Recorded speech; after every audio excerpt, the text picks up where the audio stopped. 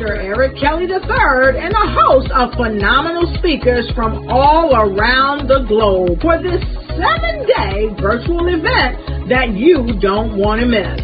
The mission of the Black Business Expo is to raise scholarship money from kids all the way from high school all the way from college. The Black Business Olympics is one of the largest Black business showcases in the world. It is an opportunity for businesses and companies to showcase their businesses globally. We are going to be giving away laptops up to $5,000 away to students. Again, I'm Olivia Appleberry, the founder of 2 Cents Finance and one of the speakers for the expo. I am so excited to see you there. For more info, go to www.blackbusinessexpousa.com or call 919-308-9090 and hope to see you there. I am Black Business. From the moment I wake until the time I sleep. Yes, I am Black Business. I am Black Business. Tell me, are you Black Business? I am Black Business. Do you support Black businesses? Listen, I support Black business because I am Black Business. Black Business Expo, one of the largest business showcases in the history of Black business in the world. The world! Sign up today at www.blackbusinessexpousa.com or call 919-308-9090. I am Black Business. I am Black Business. From the moment I wake until the time I sleep, I am Black Business. I am Black Business. Are you Black Business? I am Black Business.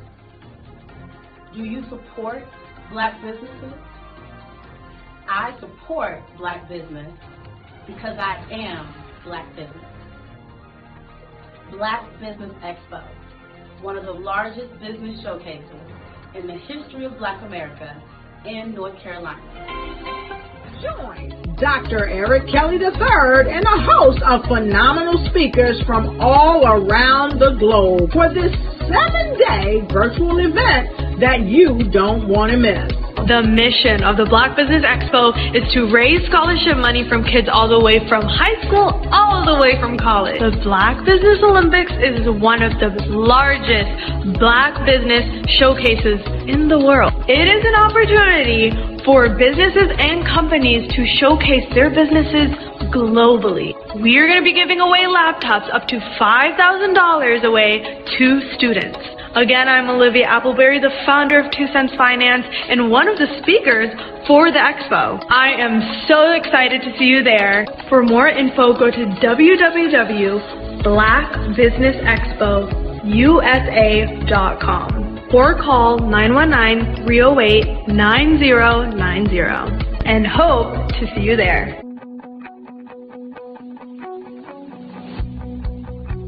I am Black Business. From the moment I wake until the time I sleep. Yes, I am Black Business. I am Black Business. Tell me, are you Black Business? I am Black Business. Do you support Black businesses? Listen, I support Black business because I am Black Business. Black Business Expo, one of the largest business showcases in the history of Black business in the world.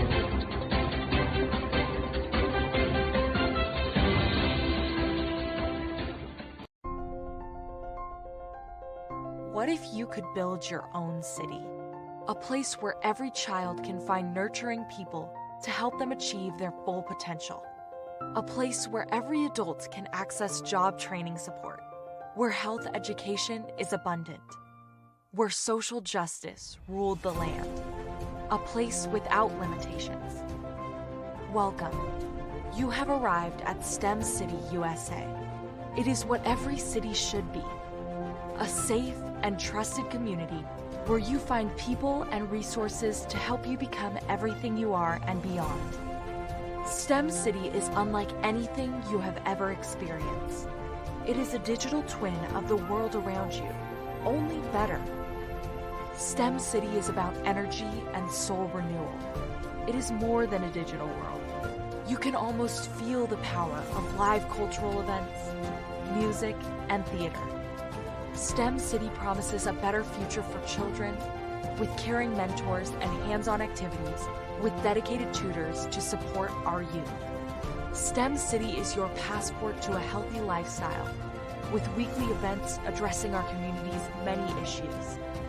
STEM City is your financial well-being with helpful information on wealth management, career advancement, job training, and so much more. STEM City is the community you deserve. It is the city where your dreams can come true. STEM City USA, a place in the sky that is accessible to all who reach for the stars.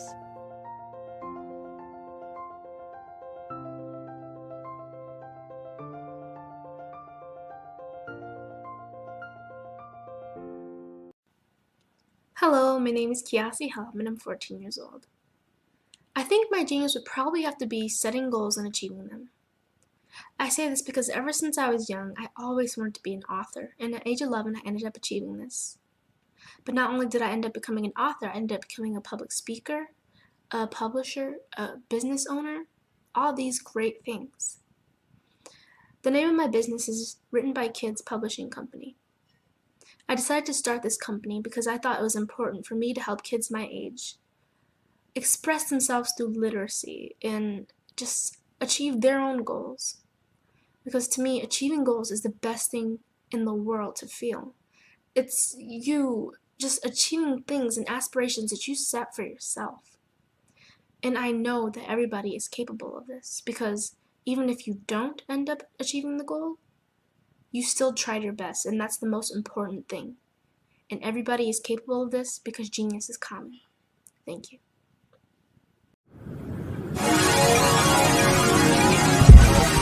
Hi, I'm Carolyn Wilson of Magnify Your Essence, and I am the Fearless Magnified Educator. I am a motivational speaker, an empowerment expert who educates, teaches, guides, empowers, motivates, and inspires women, men, and children of all ages.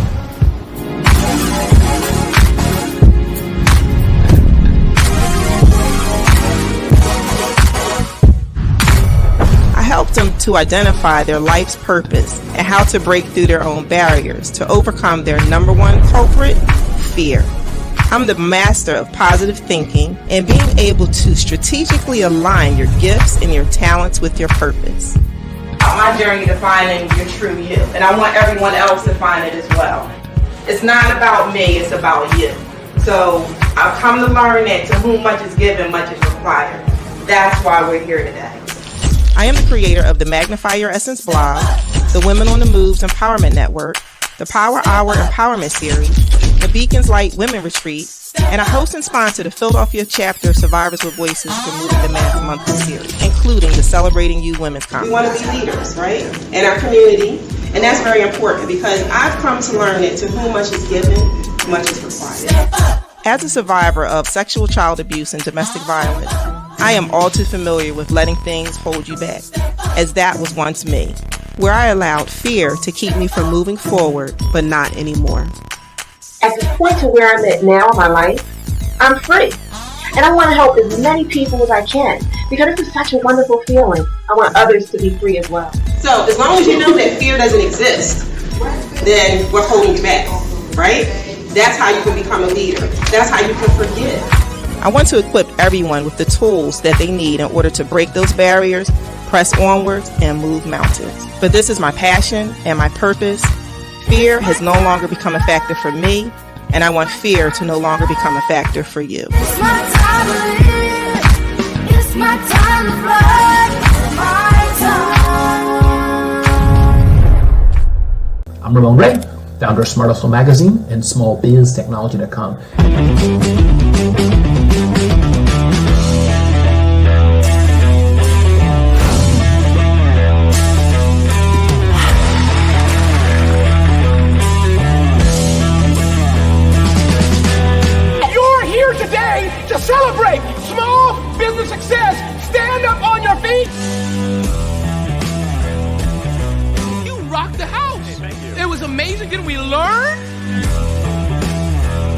me, success comes from failure.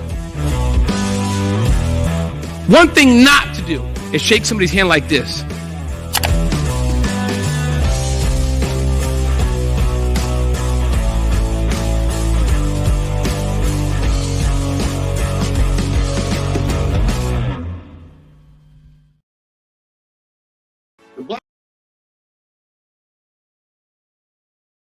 The Black Business Expo's mission is to raise funds for high school seniors going to college or K-12 entrepreneurs. This expo is a fundraiser for students. Please, you may go to www.blackbusinessexpousa.com to donate to the scholarship fund or use the Cash App at $BBXUSA. Our goal is to give laptops and up to $5,000 to 10 students. Students can register online at www.blackbusinessexpousa.com. Every dollar counts. Please donate to the Black Business Expo USA Scholarship Fund.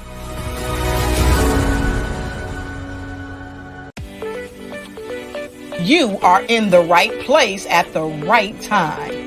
The Black Business Network opens again for its Black Business Olympics, a 24/7 broadcast on business, strategies, global branding, social media marketing, finance, advertisement, and much, much more. Featuring the top, most powerful entrepreneurs and speakers and thought leaders from all around the world as they gather together for this phenomenal event.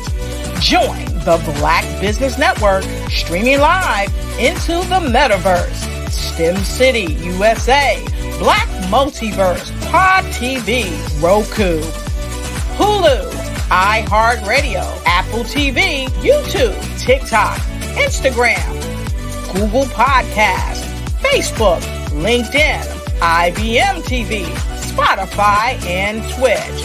Tune in today and be a part of this amazing movement.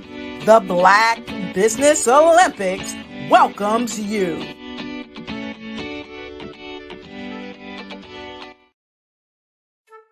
This is Dr. Arnold T. Petsworth. He's the owner of Petsworth Vet World. Business was steady, but then an influx of new four-legged friends changed everything. Dr. Petsworth welcomed these new patients. The only problem, more appointments, meant he needed more space. That's when Dr. Petsworth turned to his American Express business card, which offers flexible spending limits that adapt with his business.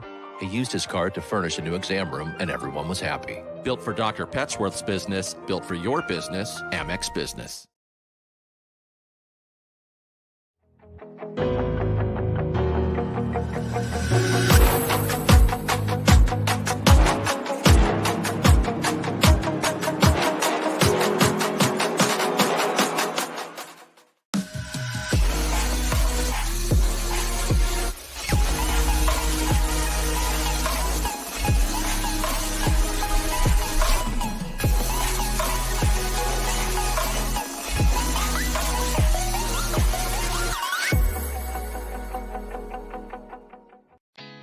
Did you know women represent just 3% of Fortune 500 CEOs and less than 15% of corporate executives at top companies worldwide? Have you wondered what the secrets are to getting into the top ranks, whether in the private or public sector? Do you want to figure out how to stop being held back in your career or passed over for promotion? Then you're in the right place. Hi, I'm Dr. Madeline Ann Lewis, President and CEO of the Executive Women's Success Institute. I have decades of experience in the military, the federal government, and corporate America. And my mission is to help women succeed and tap into their full potential. I want to reach 1 million plus women around the world to become the leaders they are meant to be. So if you want to move into a management or executive level position, or maybe you are a female veteran transitioning out of the military into business entrepreneurship, then reach out to the Executive Women's Success Institute at 301-693-3284. Let us get you on the fast track to success.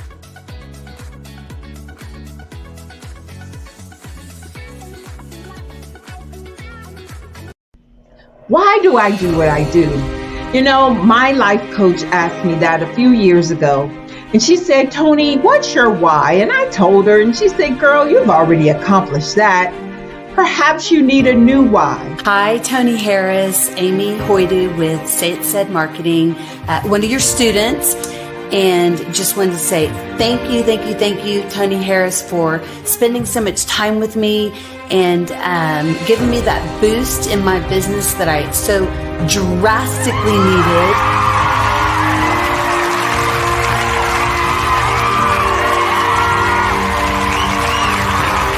My why is to touch, move, and inspire my clients to take drastic steps to be better than they were before they met me. I'm a resource. I'm a connector. I want to help people build deeper relationships that are beneficial to their life and business. That's what I do best. So, first thing you got to do is show up. And speaking is a way to magnetically attract your ideal client to you. How many of you use social media that way? Absolutely, and this is how you look to the world. Drastic steps are the steps that are needed to be successful. And my business is drastic denotes a mindset. Getting out of your comfort zone, doing something that you don't necessarily feel comfortable doing, want to do, but you know it's a necessary step to be successful in your business. I get the most satisfaction when I see my connections flourishing into relationships long after I am gone. Hi, my name is Jasmine Augustine with Media Jasmine, and I've joined several networking and referral groups in the area. And Network in Action Northeast Houston with Tony Harris Taylor is one of the best organizations that I've joined. I love that piece of what I do, and it is what fuels my fire.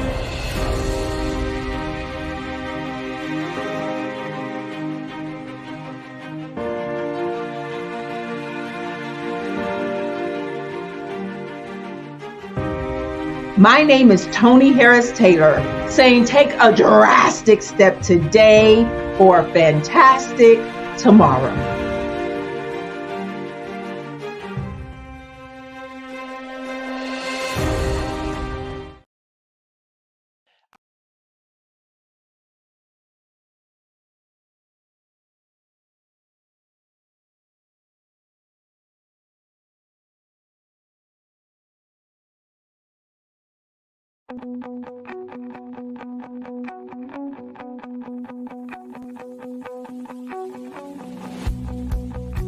I am Black Business.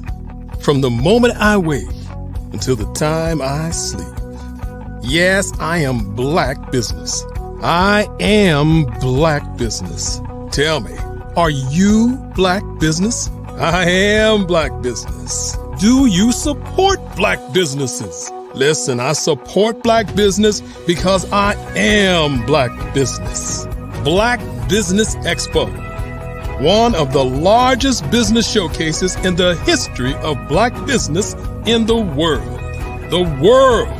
Sign up today at www.blackbusinessexpousa.com or call 919-308-9090. I am Black Business.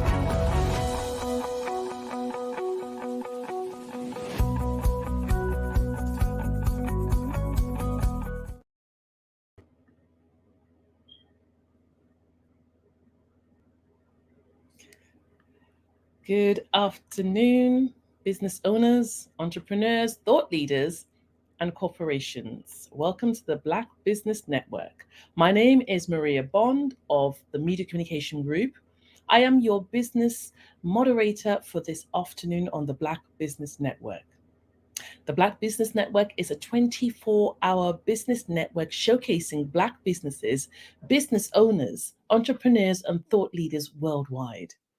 We have speakers from North Carolina, London, Singapore, Africa, Japan, and cities all over the United States.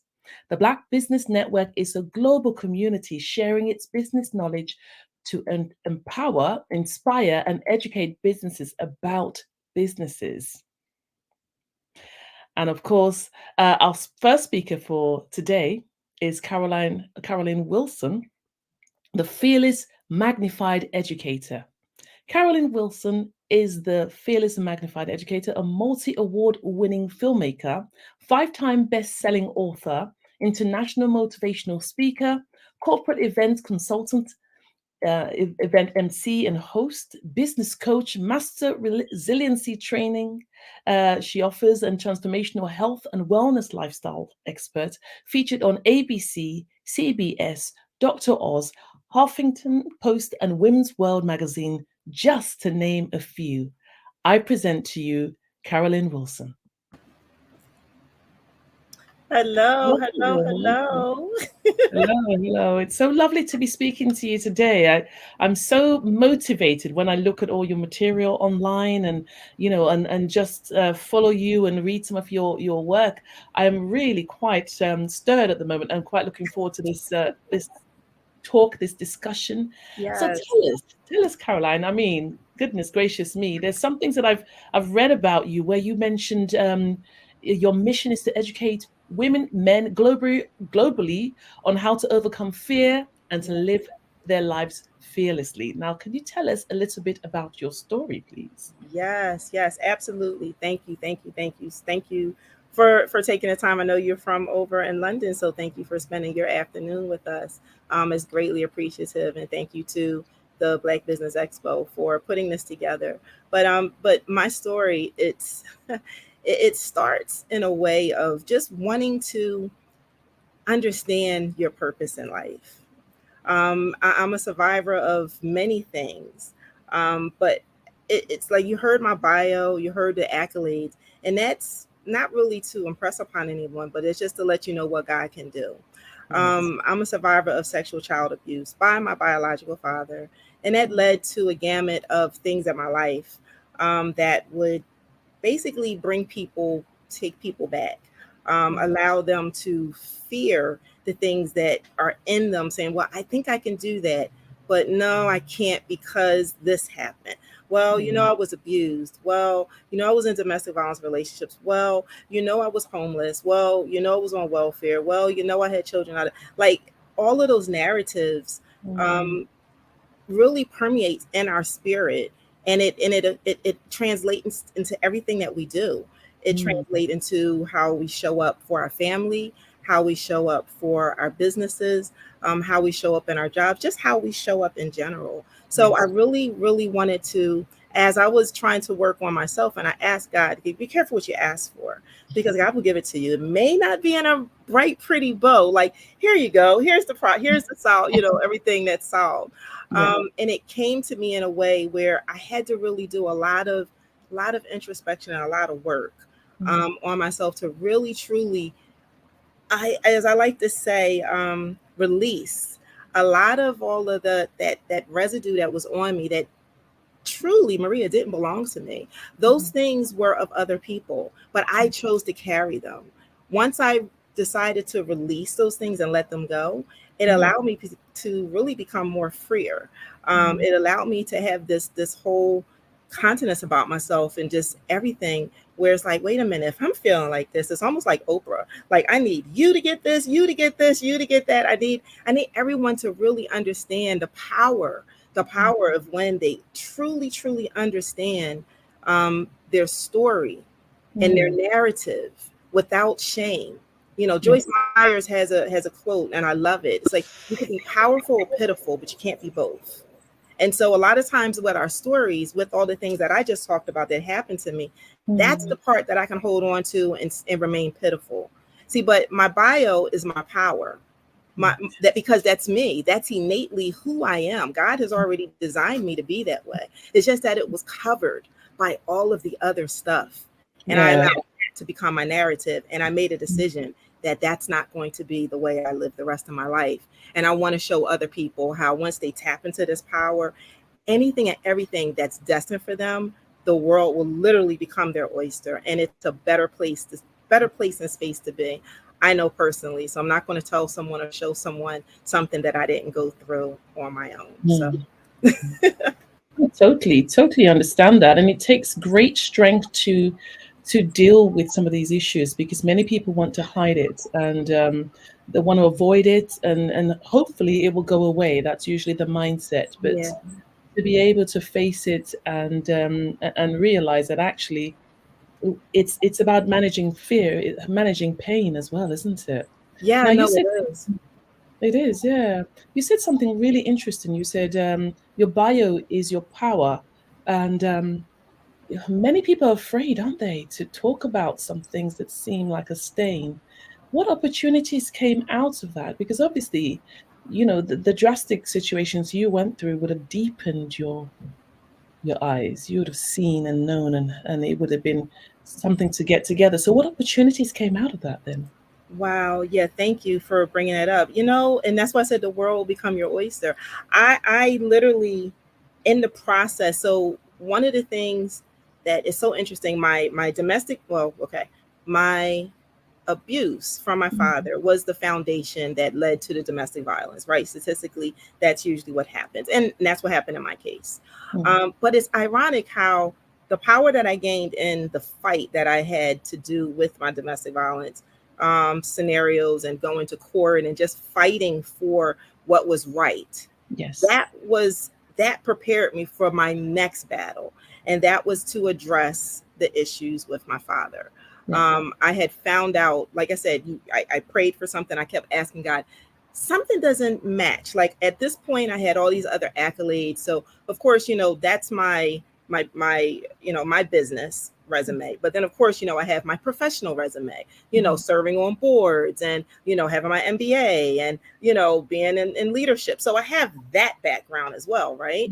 Yeah. But that background that I had didn't match the life that I was living or how I felt because of the other stuff. And I kept praying to God. I said, God, this doesn't make any sense. Here it is, you putting me at the table. I don't understand why I'm at the table, but I'm going to sit at the table and I'm going to pay attention. But you sat me at this table, and I'm at the table with dignitaries and lawyers and officials, and I'm making changes for my city and, helping change laws and I'm really doing some monumental things because it was all for me. It was service, because service for me is everything. To whom much is given, much is required. And so I'm in this space and I'm like, well, God, I still feel like this 18-year-old that's how I felt. Like that was on welfare, that didn't really have a purpose. But yet you have me in these places and spaces, and I don't understand why. I make it make sense. And so he made it make sense. and it was kind of like, okay, daughter, you asked for this. How bad do you want it? How bad do you want this freedom? How bad do you want this? So he gave it to me on a platter. Once again, it was not in a pretty bow. It was, you've been wondering about your father. You've been wanting to know this questions why. So he presented it to me. He presented it to me in a way that I would not have wanted anyone to have experienced what I had to go back through to readdress. I had buried this stuff. Like you talked about, people bury stuff and they don't talk about it. It was 30 plus years. I never talked about it again. I talked about it. I acknowledged it. Okay. I was transparent about it, but I wasn't vulnerable about it.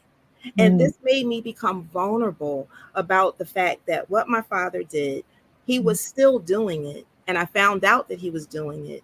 And I had to make a choice, because I could have made a choice and said, you know what, my life is good. I have my MBA. My son is going to Princeton. Like, I'm good. I'm a supervisor. I don't need to worry about this stuff. But it was in my spirit. It says, no. You have to come forward. You have to make things right. Yes. So you have to make things right, not just for this little girl who, by the way, was my little sister that I never knew existed. But you have to make things right for you, because this is what you asked for. So how bad do you want it? So when I tell you I endured pain, that's pain that no one would really truly want to invoke on themselves. Yeah. But I knew the cost of it. It was my freedom. It was what I asked for. And so that once I went through that, it was, I got sick. My hair fell out. My hair is like long now, but it was gone because I got so stressed. I almost lost my job, my good government job. Like I almost lost everything. but what I gained was me. Yes. That was the sacrifice. And so once I got through that, and then God basically said, okay, so now I need you to show people this. And I need you to meet people where they're at. So then I just started, to be quite honest, in the process of me waiting for this court case to happen and me to face my father, because he was trying to throw me out as a bad witness, but that wasn't the case. And in this process, it was in my spirit to say, well, just go and show people what they can do with their lives. Okay, starting a business, I did that. Going back to school, oh, I did that as an adult. Volunteering, that was my whole makeup. All the different things that I've done and I've accomplished, even in my mess, God told me to show people how to do this. So I started off doing something called my Power Hour, and I said Women on the Move. And I just went to a library and got a space, and very humble beginnings. I was in this little junky library, and I just invited some people, and we just talked about these things, and I brought some professionals in, and I was like, okay, great. And then people were like, when's the next one? And I'm like, when's the next what? I just did this one time because I needed to kind of put my mind on something else. And to be quite honest, that just it just opened the doors. And I truly believe that when you open the doors to a lot of yeses, the yeses that feel right in your spirit, yes, it'll open the doors for something else. And that's literally how it started. Me just having something in a library, just having a little free session for the community, and people showed up and people were like, we want more. And I'm like, oh, okay, this is turning into a thing. And then that thing turned into me doing it for a year. And then that year turned into me doing a conference that is now, I'll be celebrating my 9th year doing this conference, this women's conference, which then turned into me creating a blog, which then turned into my book, my first book, which then turned into my coaching, which then turned into my speaking, which then turned into my film, which then turned into me publishing other books and growing other authors to be best-selling authors, and now international speakers. And then it led to me being on national television. It led to me being a reoccurring guest on a national syndicated show. It allowed me to be on the cover of a world-renowned magazine. So I did not know that that's how it was going to end up. Yes. But it ended up because I chose me. And when you choose you open up the doors to the rest of the things that are already in line for you. It was already destined for me. And everything else that's going to come before me is already there. It's just waiting for me to step on the right path. And I couldn't do that if I was still operating in the pity of my story and letting that to stay on me and allowing that to permeate in every aspect and every fiber of my being.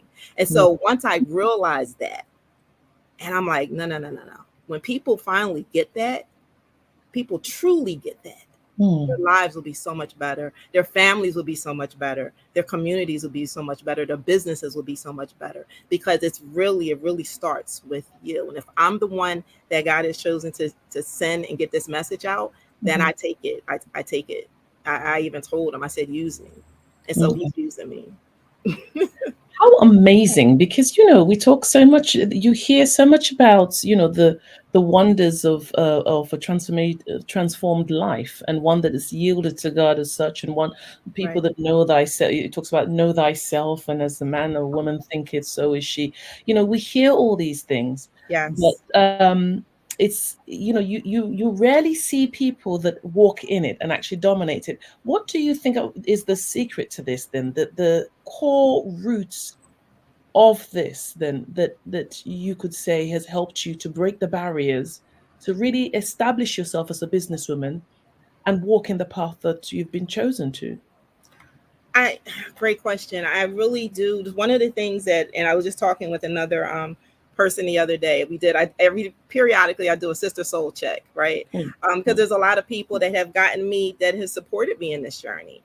Just because of the way, it's one thing to talk about it. Like we always hear, stand in your power, stand in your power.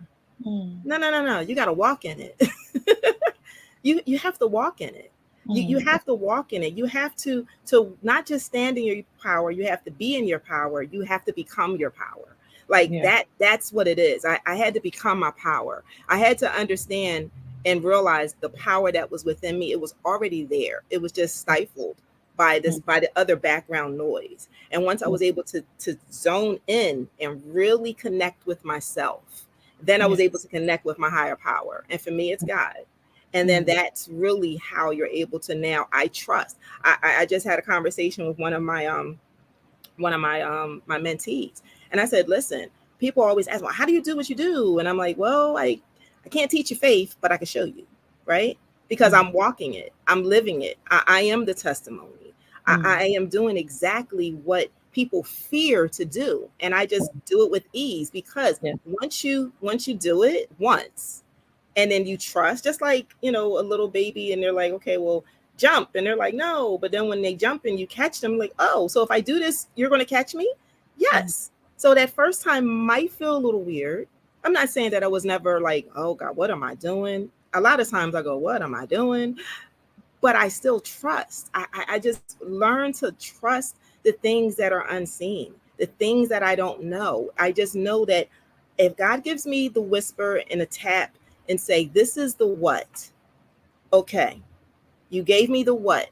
All right, now once I agree to what you give me, that what you put in my mind, what you put in my spirit, once I agree to that and say, okay, yeah, that's possible, then he will provide the where. Then he will provide the who.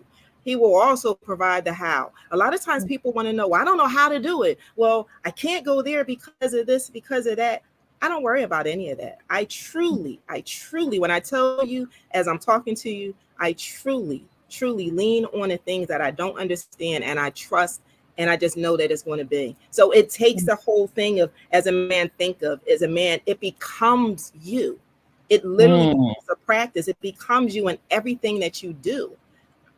Once you set it that way, the universe, God, the spirit, whatever people want to claim, it's already there waiting for you. You just have to tap into it. And once you do, everything is already set. You're just going through the motion. It's like once you sign that contract, you said, okay, I agreed to this. When you buy a house and when you buy a car, you agreed to pay this promissory note. Well, when God gives you something, when you're doodling something, a lot of my ideas came from me just doodling. And I believe that when you doodle, that's your spirit giving you the blueprint. And so now all you have to do is just agree to it. You have to sign that contract with the spirit world. You have to say, okay, I'm going to do it. And then all of a sudden, everything starts coming into place. And once you see that happening, it's like, this is blowing my mind. But then you start to understand, okay, then I expect this. I require this because I am this. And then it takes a minute to get to that point. But once you really, truly practice it, just like a basketball player, in order for him to make those free shots, whatever, the free flow, basketball people, y'all know what I'm talking about. In order for them to get the ball in the basket, they have to practice. And they know exactly where to stand. They know exactly how to shoot. They know exactly because they practiced. The first time they did it, they hit the rim and it bounced, and they knew if they moved a little bit to the left or they switched something a little bit, they can get it in. Same thing with track. They know if they run in a certain way, if they lift their legs a certain way, if they pump a certain way, if they breathe a certain way, if they put their posture a certain way. It's the same thing. Yes. It's the same thing. You naturally get better at things that you practice. So I practice this all the time. So before I became a master resiliency trainer, I was already a master resiliency trainer. I didn't need the paper or the certification to certify me because I was already doing that, because I already practiced. Yes. It's so true. I do like the way in which you have worded this, and seeing it through your eyes, through your experience, makes it so much clearer and able to be transferable. What I'm getting here is the fact that you became your hero. Yeah. As though it kick-started this snowball of success going up this time. The trajectory was this way, but it was as though you became this hero to yourself, to show yourself that you can actually do all things, and then from then on, your future seemed limitless. Now, how have you been able to use this experience? How have you been able to use this experience that completely changed your life in your day-to-day business, in your immediate and also in your future planning? How have you been able to do that?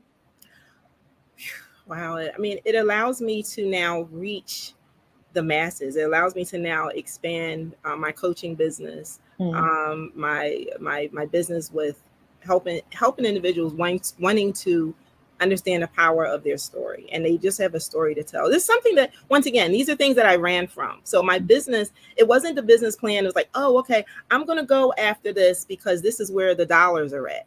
No. I literally, my business got birthed out of my story. It got birthed out of my power. And when people, it's like when you become this way, people see it and they're attracted to it. And they're like, wait a minute, I need to understand. I need to be like this. I need some of this. Yes. I have a story. And I became clear on my position.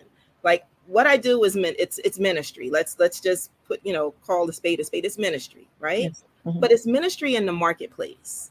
So I have to be where people are. And for a good while, like, people would come to me and they'd hear my story, and then they felt comfortable to now finally tell me something that was in their deepest, darkest secret, something that needed to be released and free. And so for a while, I didn't know what to do with that. Because I'm like, okay, I'm not a counselor, although people think I am, but I'm like, no, I'm not a counselor. But I can guide you in a different way. And so God showed me now how to allow people to just, once they're able to tap into that space of owning we hear this thing about knowing your why. Okay, well, knowing your why has to do with knowing your what. Knowing your what. And so once you're able to really extract from that, it'll allow you to really focus on your why. So that's what I've been able to do with my coaching business, and with now allowing, creating these authors now and watching them grow. I'm just their stepping stone for them, watching them grow and now untap this innate awesomeness that was already inside of them. It's so many names and so many people that even that I coach officially and unofficially that I don't even know, the people who watch me, the people who've been impacted by me. And to me, it doesn't even matter, because if that's what the mission is and that's what's supposed to occur and what's supposed to happen, then that's it. So it's literally, it has allowed me to grow it in a way that God sees fit. I mean, it may not be the right business aspect, thing, but for me and where God is directing me personally, it allows my business to grow in a heart-centered way. Yes. It's at the end of the day, you said, you mentioned about, it's not so much about knowing the why, it's knowing the what, and then the why will then find it. It's quite a different approach, because we've always heard, it's knowing the why. You've got to know why you're doing what you're doing. But I guess in the end of the day, you could say, well, I'm doing it for this reason, or I'm doing it for that reason. But if you don't even know what you're doing, how do you write the vision? Right. How can you write the vision? Okay. Like, I'll give you an example. So, like, it's so bizarre. When I got on Dr. Oz, and people thought that it had related to, my abuse and all the other stuff. And I'm like, no, it had really nothing to do with that. It really just because I knew my what at the time. My what was, I was about to turn 50. This was a few years ago. I was about to turn 50. I was, not happy with my weight. And I just was like, you know what? I need to go into being 50 and fabulous, not 50 and this, right? That was my vain part, right? But then really the other essence was the illness that I had invoked because of all the stress, because of all the things that had happened to me with uncovering the things and really working on myself. I wound up getting sick. To the point where I was on chemo, where the point I was on prednisone. I had developed all these autoimmune issues, and I was on the same path as my mother. My mother never lived to be past 51. And here it is, I was about to be 50. So now it's like, okay, I know my what.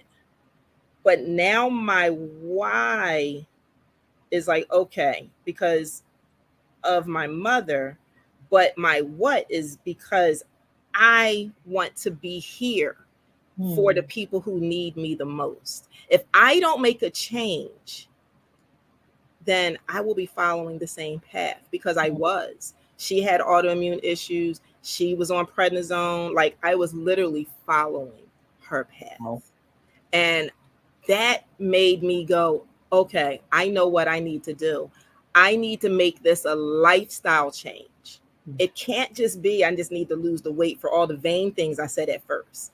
It's much deeper than that.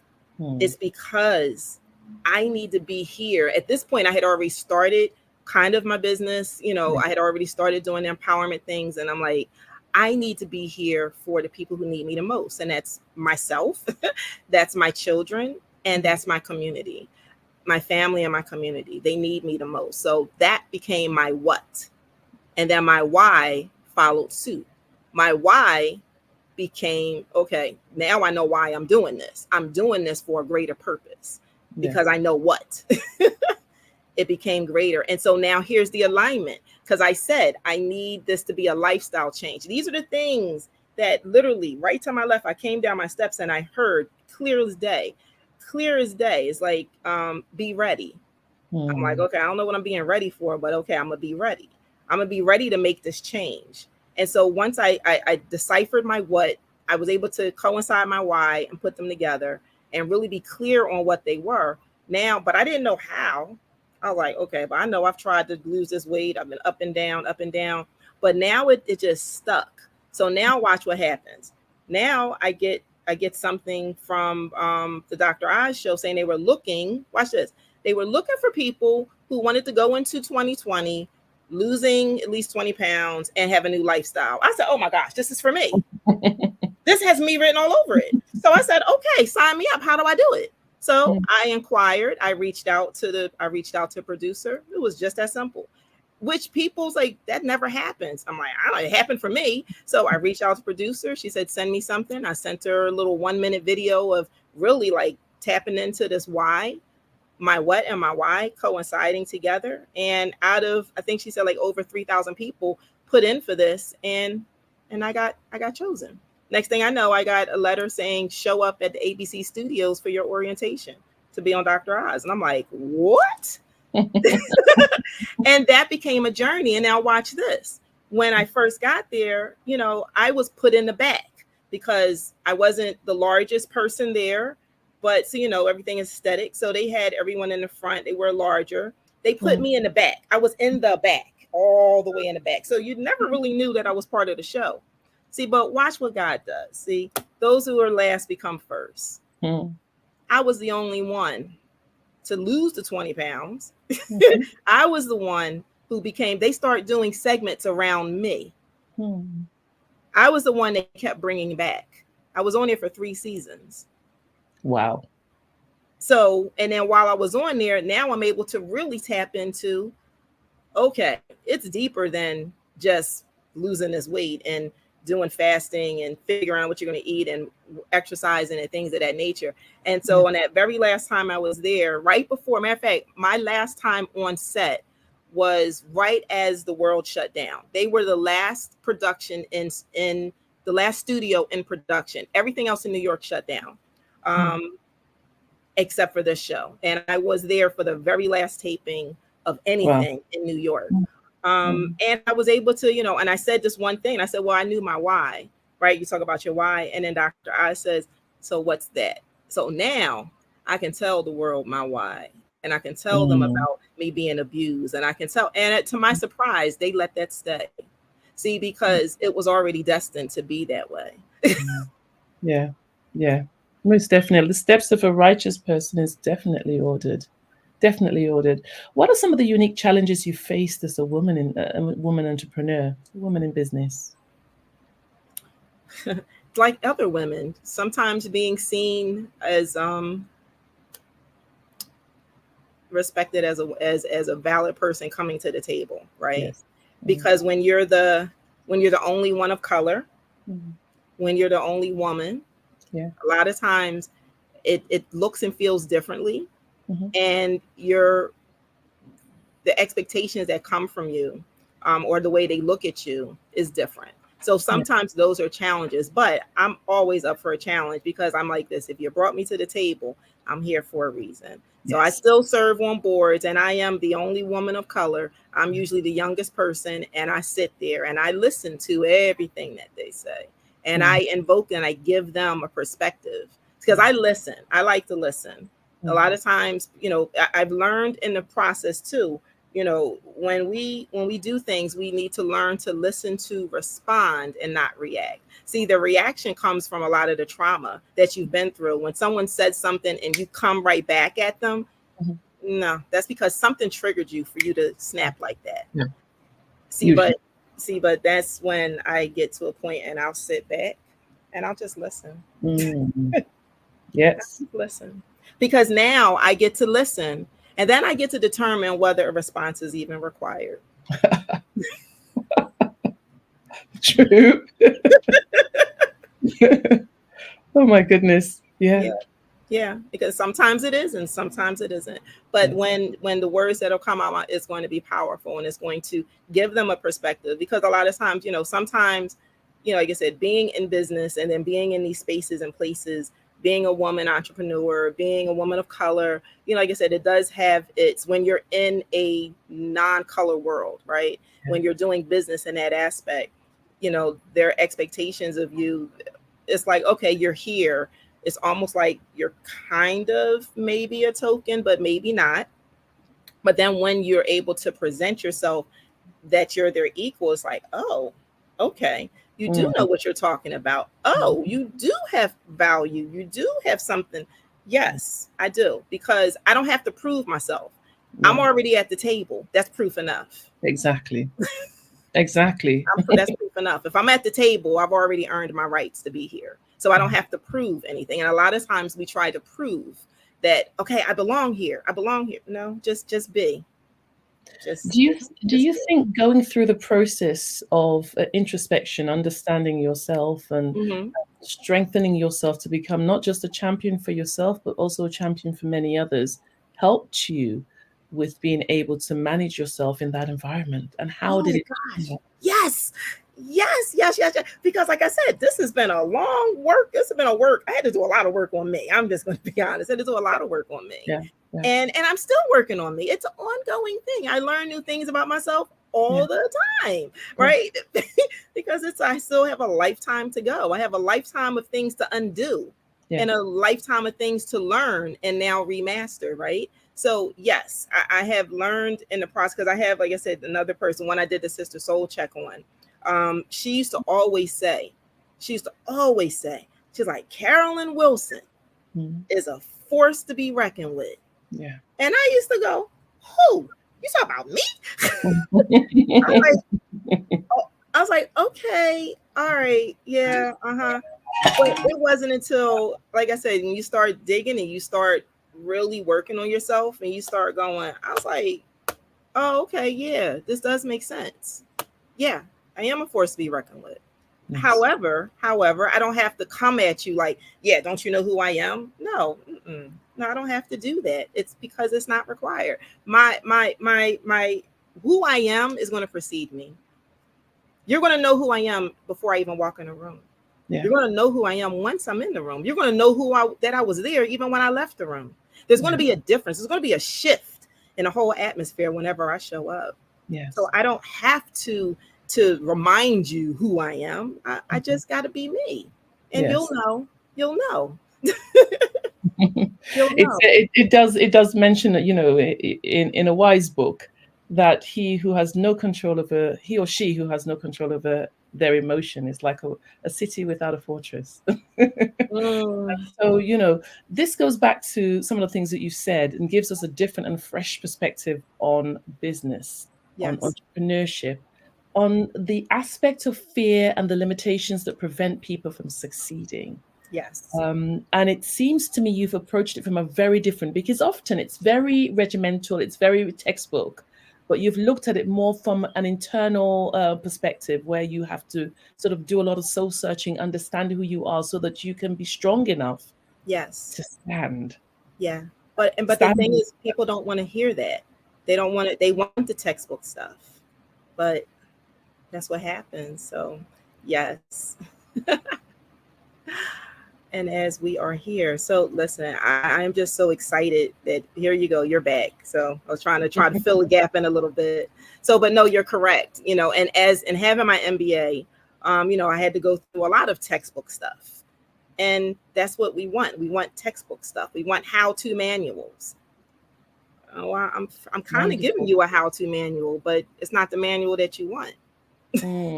Yes, it's not. People will always reject what seems like a longer route, what seems difficult. Yeah, they want the path of least resistance, but that's not always the best path. Yes, true. Okay, well, you know, I have to thank you once again for such an insightful interview and so much information and so much depth of thought, and you know, to be able to go away and sort of meditate on. Just one more question about you. What is your mission? If somebody was going to ask you to iron out in a few words, what is your mission? What is your mission? Thank you. Yes, my mission is to literally help men and women around the world overcome this number one culprit that they have, and that's fear. Because fear keeps you from doing the things that you should be doing, and it has you doing the things that you shouldn't. And once you can overcome that major obstacle of fear, once again, the world will become your oyster, and then you are in the right path of your divine assignment that has been given directly to you. Amazing. Thank you so very much for coming on the show and sharing your insights and your understanding and your wisdom with all of us. I think we've grown quite some watts just listening to you. So thank you so much.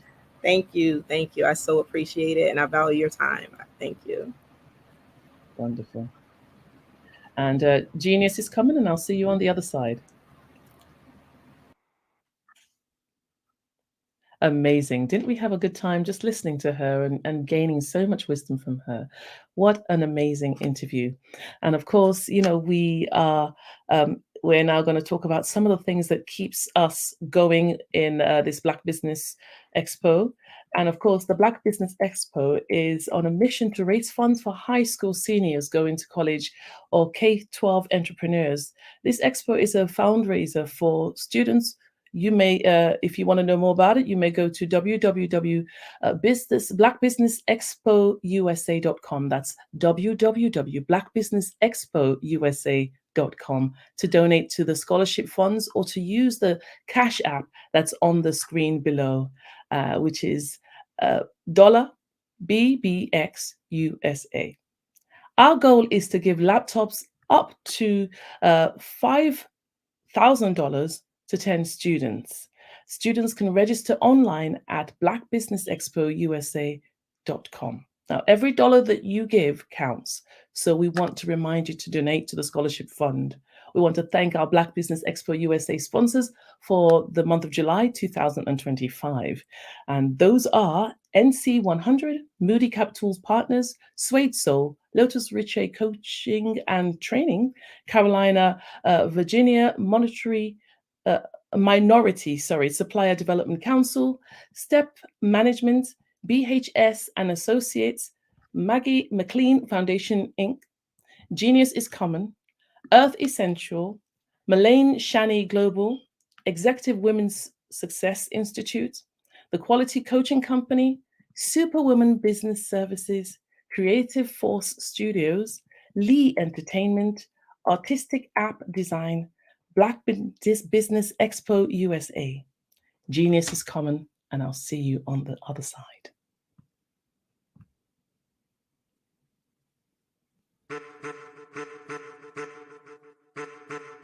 I am a child of the Most High God. He has gifted me in ways that I could not even imagine and didn't know.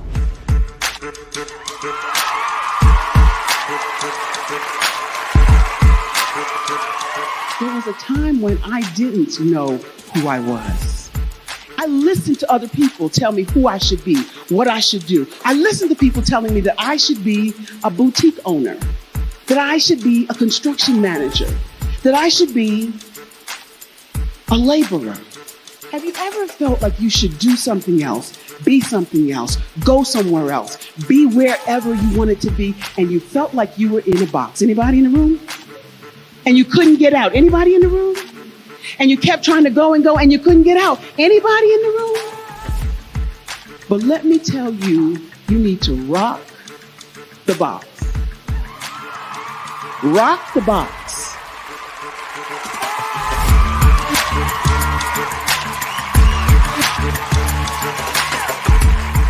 I am engaging, inspiring, and empowering.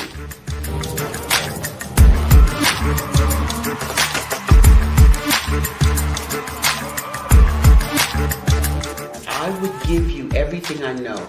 Just by touching you, if I could, by osmosis, give you every single thing I've learned, I've gone through, I know I would.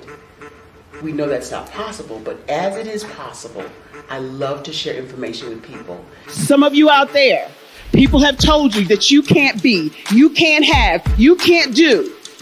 But I will tell you, like Kinston said, you can, you must, and you will. If it's to be, it's going to be me. You got to say it. If it's to be, it's going to be.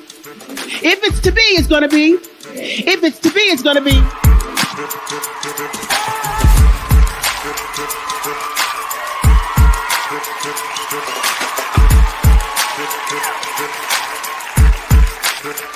Barbara is because she believed what her mama said about her and not what other people told her.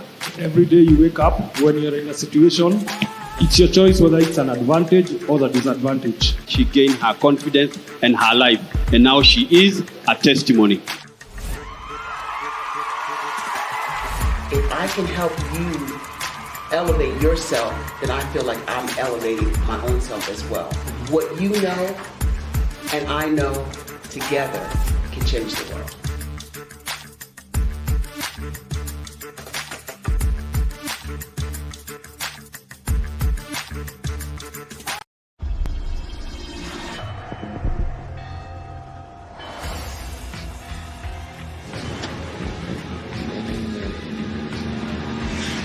La connexion. La connexion.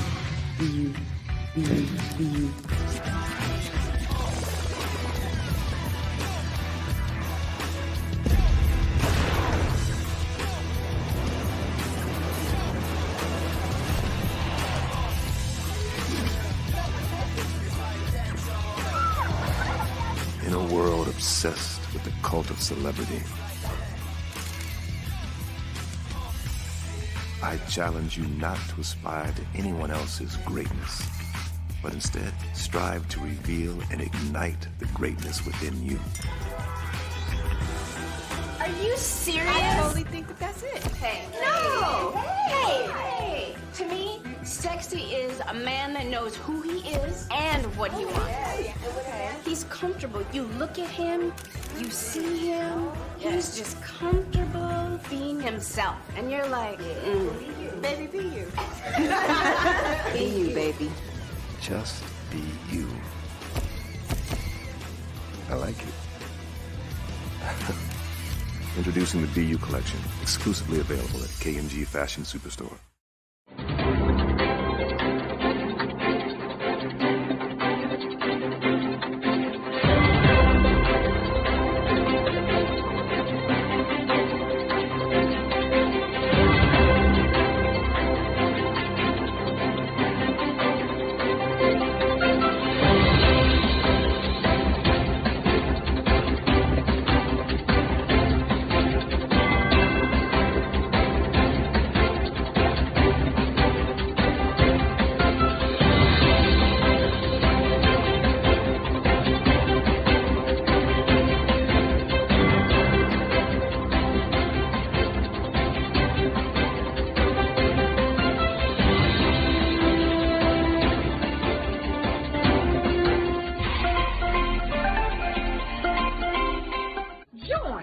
Dr. Eric Kelly III and a host of phenomenal speakers from all around the globe for this 7-day virtual event that you don't want to miss.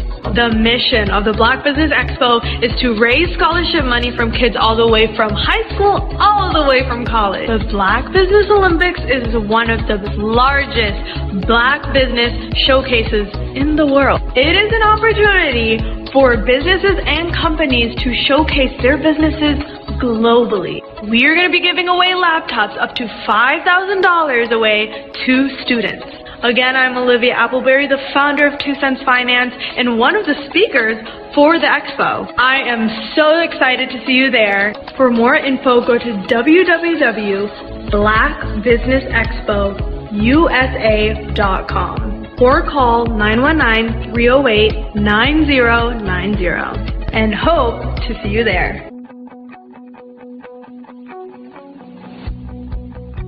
I am Black Business.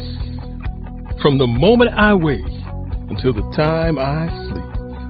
Yes, I am Black Business. I am Black Business. Tell me, are you Black Business? I am Black Business. Do you support Black businesses? Listen, I support Black business because I am Black Business.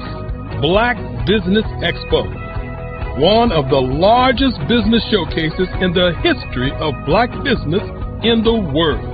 The world! Sign up today at www.blackbusinessexpousa.com or call 919-308-9090. I am Black Business. I am Black Business. From the moment I wake until the time I sleep, I am Black Business. I am Black Business. Are you Black Business? I am Black Business. Do you support Black businesses? I support Black business because I am Black Business. Black Business Expo, one of the largest business showcases in the history of Black America in North Carolina. Join Dr. Eric Kelly III and a host of phenomenal speakers from all around the globe for this 7-day virtual event that you don't want to miss.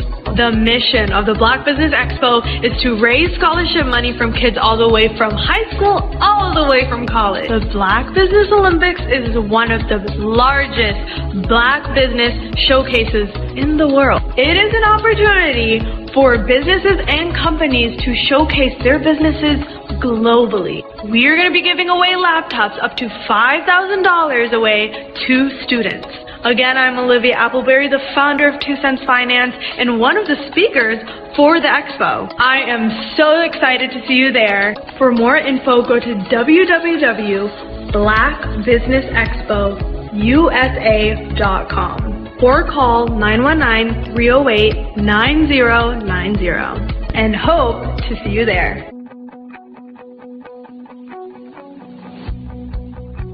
I am Black Business. From the moment I wake until the time I sleep. Yes, I am Black Business. I am Black Business. Tell me, are you Black Business? I am Black Business. Do you support Black businesses? Listen, I support Black business because I am Black Business. Black Business Expo, one of the largest business showcases in the history of Black business in the world.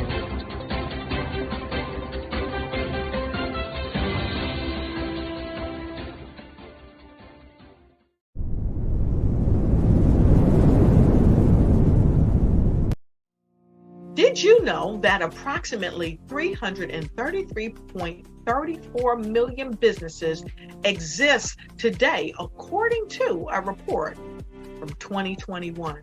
And you may be one of those businesses, or maybe you're not in the business market yet, but you're aspiring to be a business owner. Well, guess what? You're in the right place at the right time. Because let's face it, everything is about timing and opportunity. Hi, my name is Dr. Lotus Richey, and I'm the CEO and founder of the Lotus Richey Coaching and Consulting LLC, along with the Lotus Richey Ignite Show. 15 minutes of success with Dr. Lotus Richey, as well as books to boom your business and bring who you are. And today, I want to bring this amazing message to you about the Black Business Network and the Black Business Olympics.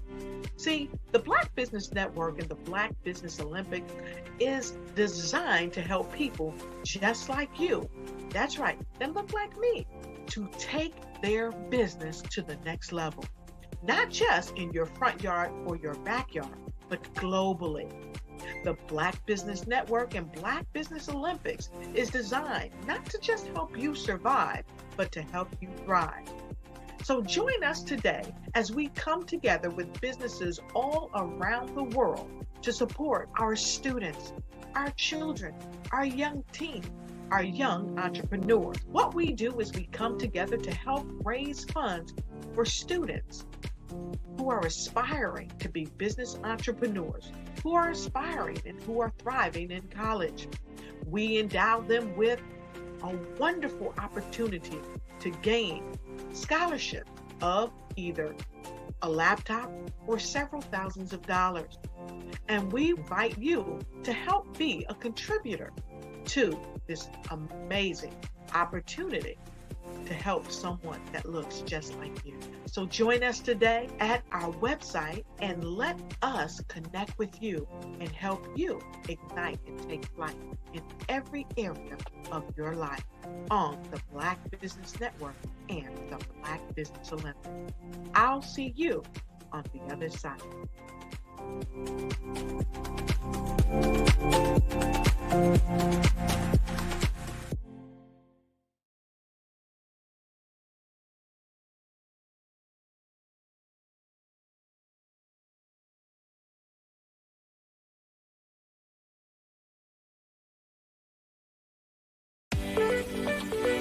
You are in the right place at the right time.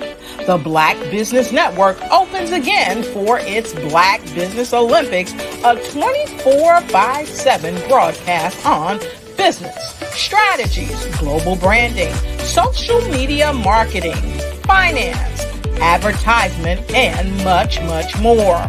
Featuring the top, most powerful entrepreneurs and speakers and thought leaders from all around the world as they gather together for this phenomenal event. Join the Black Business Network streaming live into the metaverse, STEM City, USA, Black Multiverse, Pod TV, Roku, Hulu, iHeartRadio, Apple TV, YouTube. Good afternoon, business owners, entrepreneurs, thought leaders, and corporations. Welcome to the Black Business Network. My name is Janet Butler, and I am the owner and founder of Crafted Right from the Heart LLC. I'm an author, a poet, a writer, an educator, and a motivational speaker. You can find all of me on social media platforms, all of my works, and my books can be found on Amazon. Simply type my name into the search engine. Now, today I'm your business moderator for the afternoon on the Black Business Network.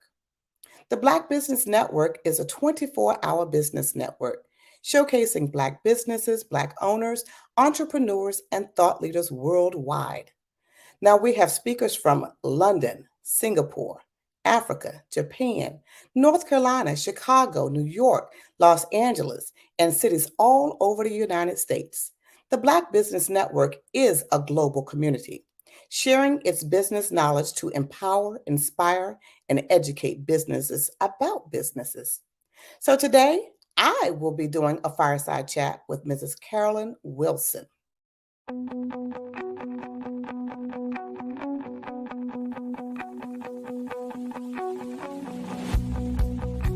I am Black Business. From the moment I wake until the time I sleep. Yes, I am Black Business. I am Black Business. Tell me, Are you Black business? I am Black business. Do you support Black businesses? Listen, I support Black business because I am Black business. Black Business Expo, one of the largest business showcases in the history of Black business in the world. The world! Sign up today at www.blackbusinessexpousa.com or call 919-308-9090. I am Black business.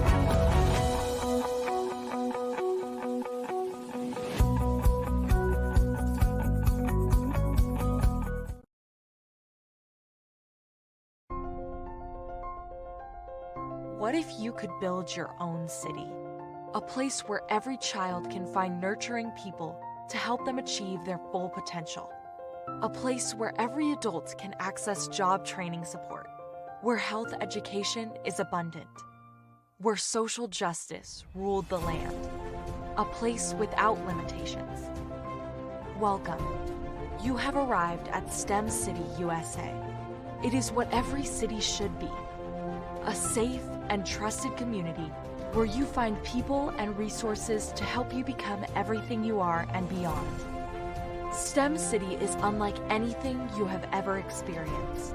It is a digital twin of the world around you, only better.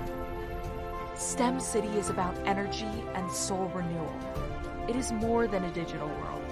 You can almost feel the power of live cultural events, music, and theater. STEM City promises a better future for children with caring mentors and hands-on activities with dedicated tutors to support our youth. STEM City is your passport to a healthy lifestyle with weekly events addressing our community's many issues. STEM City is your financial well-being with helpful and Now we'll have Mrs. Carolyn Wilson. Please join us.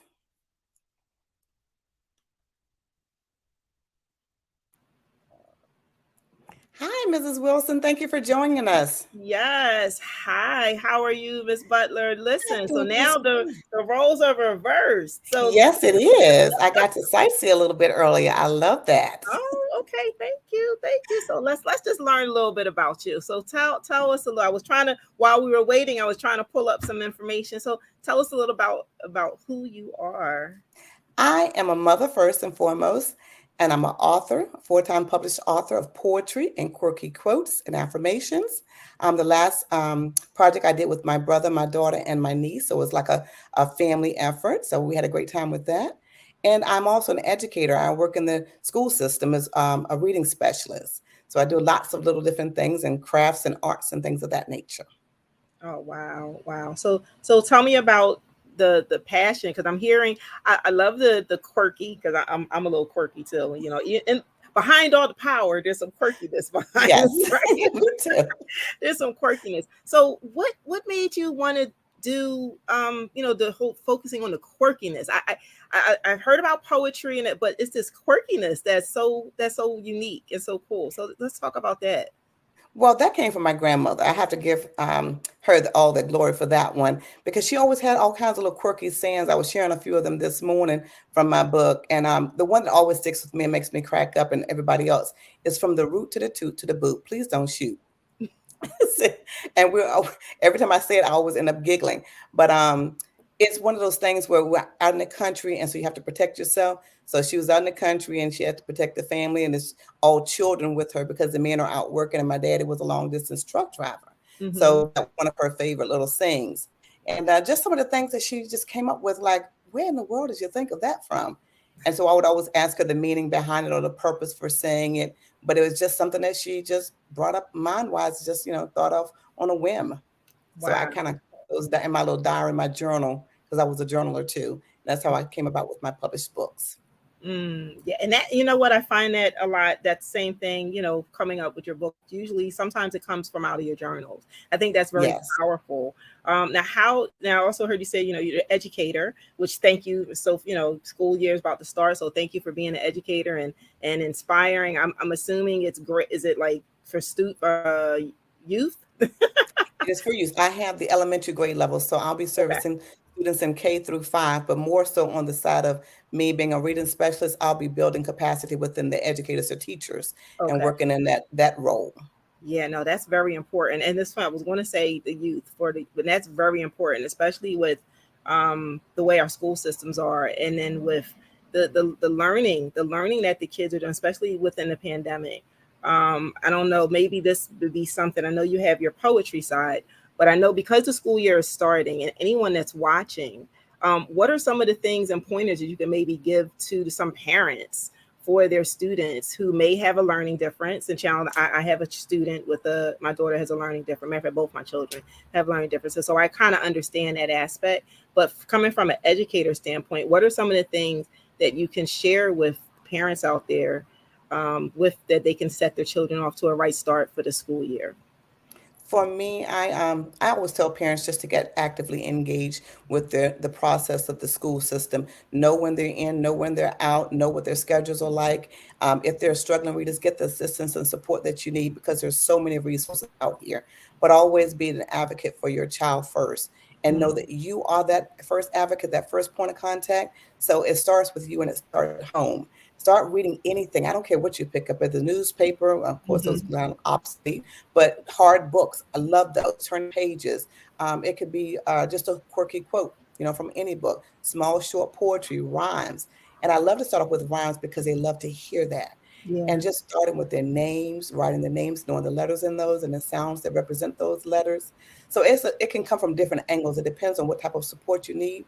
But my biggest thing is be an advocate for your child. Reach out to the school system first and foremost, because that's where most of the day your child is going to spend most of that time with those teachers and educators. So once they give you a point of contact or some sort of resources to use, actually implement those, use those, ask questions, keep pulling for other resources because we have so many things that teachers and parents can share, but keep that bond, that communication open. Yeah, no, that's some really good points because, like as I said, as the school year is starting and we're still, we're in this post-COVID and things are still different, right? And it's being an educator, you've definitely seen that firsthand. But I like, and this actually was one of the things I was thinking about, and you just kind of segued into it. Just this balance, because we are part of this business network. I just want to put a shout out there for the kids, because this is for the kids, and just to make sure that our kids are on a great start. But here it is from the business aspect. You still work, you still have this profession that you have, but then you also have this passion. And I did hear how it connects because you just said, you invoke them to use quirky quotes and little rhymes and poems. And so is that where your passion and your purpose kind of coincided for someone? Like, what can you tell someone who's kind of they're doing something, they have a profession, but they have this passion? Sounds like you've been able to perfect both, being a 4-time best-selling author and being able to be an educator and just really doing both. So how can you talk about that? Again, it all goes back to my grandmother, paying attributes and homage to her, because I was sitting on the phone one day with her, and I'm like most people, I start my life off not knowing what it is I want to do because people think you should have it figured out by a certain age, and you don't. You really don't. But I went through all the stages that I'm supposed to go through because everybody thought I looked like a nurse. I care for people. I'm compassionate, so I should be a nurse. I went that route. That was definitely not for me, and I knew it. So I got my certificate. I got my degrees that I was supposed to get. I did everything I was supposed to do, but I knew that was not what my heart was. That wasn't my calling. So I started substitute teaching. And while I was doing, I was telling my grandmother my spirit was restless. I don't know what it is I want to do. I don't know which avenue, which direction to go in. I just know this is not it. This is not my end all be all. And so I sat out of school. I stopped. I said, I'm not wasting anybody's money. I've gotten a certificate. I've done the degree. I just have to sit out and really think about it. So she thought about it, I guess. And when she called me back or we spoke again, she says, I was thinking about what we talked about the last time. You love teaching. You love kids. You're already substitute teaching. And you love paperwork. I don't know who in the world loves paperwork, but I do. And she says, why don't you become a teacher? And it was like the light bulb went on. But then it went right out as soon as she said it and as soon as I accepted it, because I did not want to do another 4 years of schooling. I said, there's something has to give.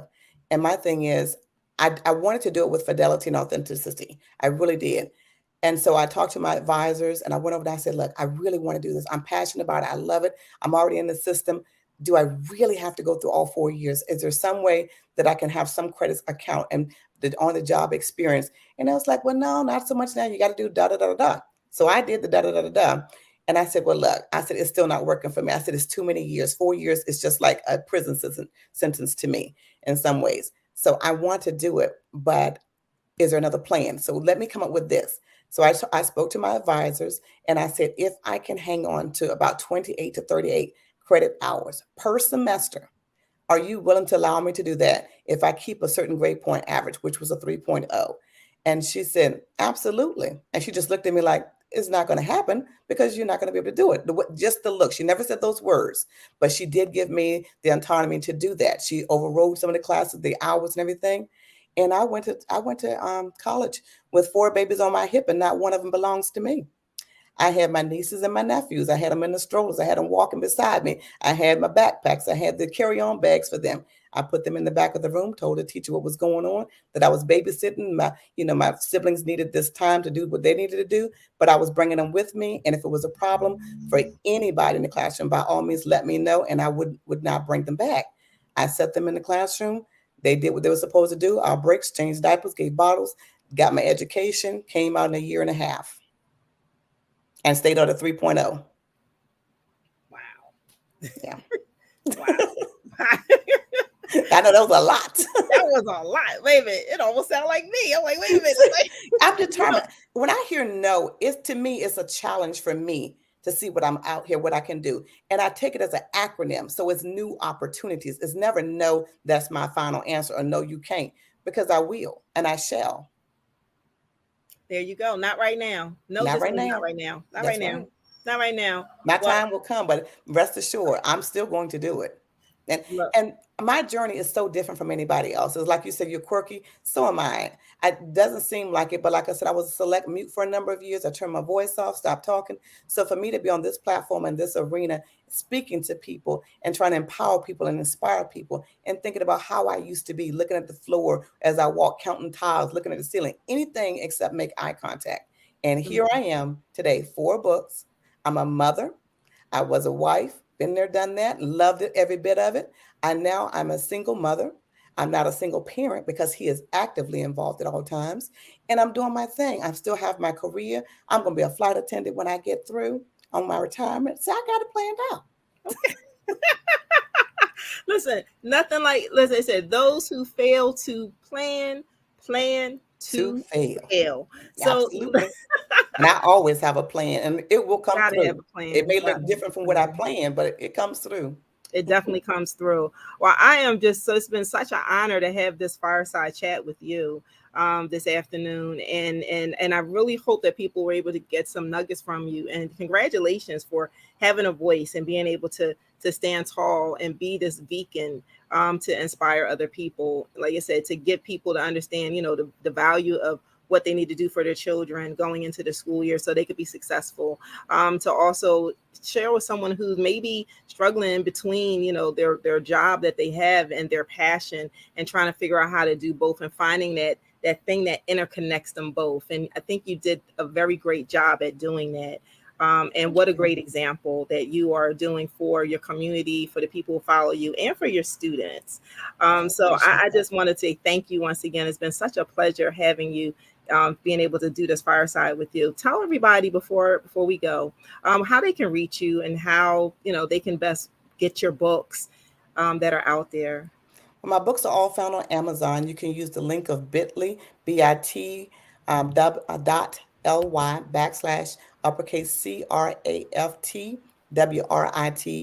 Craft Right. Or you can just simply type my name into the search engine once you get to Amazon, and all of them will pop up there.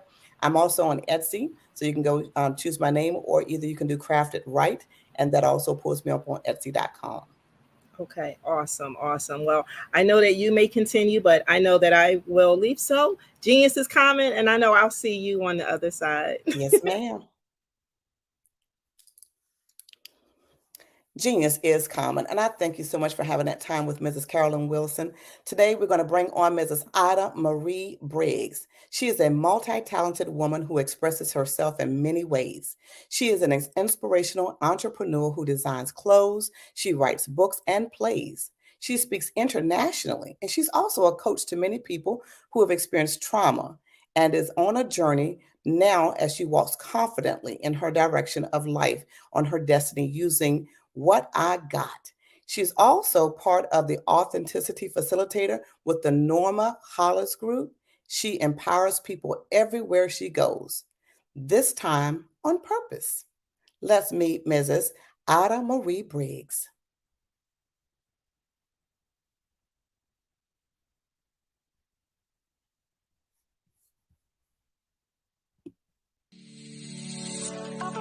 Did you know that our black dollar only lasts for 6 hours in our community? Yet other communities, their dollars last for 19 to 30 days. The Black Wall Street Nation. Black Wall Street Nation. Yes, that's why we created the Black Wall Street Nation. Black Wall Street Nation is a centralized directory available to all black businesses across the world. It was created for businesses like you, the ones that want to start and the ones who have a dream that have already started, such as businesses like Drop in a Bucket Productions, Valito Foods, Sugar Tea Branding Firm, All the Dazzle, Bun Cakeaholic, Miss Riot, and you.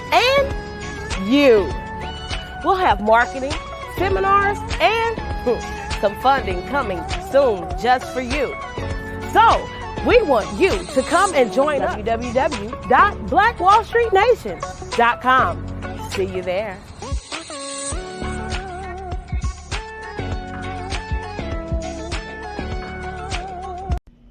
Why do I do what I do? You know, my life coach asked me that a few years ago. And she said, Tony, what's your why? And I told her, and she said, girl, you've already accomplished that. Perhaps you need a new why. Hi, Tony Harris, Amy Hoydu with Say It Said Marketing, one of your students. And just wanted to say thank you, Tony Harris, for spending so much time with me and giving me that boost in my business that I so drastically needed.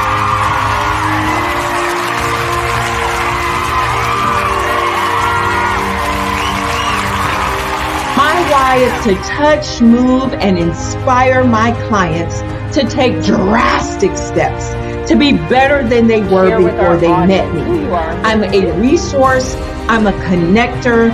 I want to help people build deeper relationships that are beneficial to their life and business. That's what I do best. So, first thing you got to do is show up. And speaking is a way to magnetically attract your ideal client to you. How many of you use social media that way? Absolutely. And this is how you look to the world. Drastic steps are the steps that are needed to be successful. And my business is drastic denotes a mindset. Getting out of your comfort zone. Doing something that you don't necessarily feel comfortable doing, want to do, but you know it's a necessary step to be successful in your business. I get the most satisfaction when I see my connections flourishing into relationships long after I am gone. Hi, my name is Jasmine Augustine with Media Jasmine, and I've joined several networking and referral groups in the area. And Network in Action Northeast Houston with Tony Harris Taylor is one of the best organizations that I've joined. I love that piece of what I do, and it is what fuels my fire.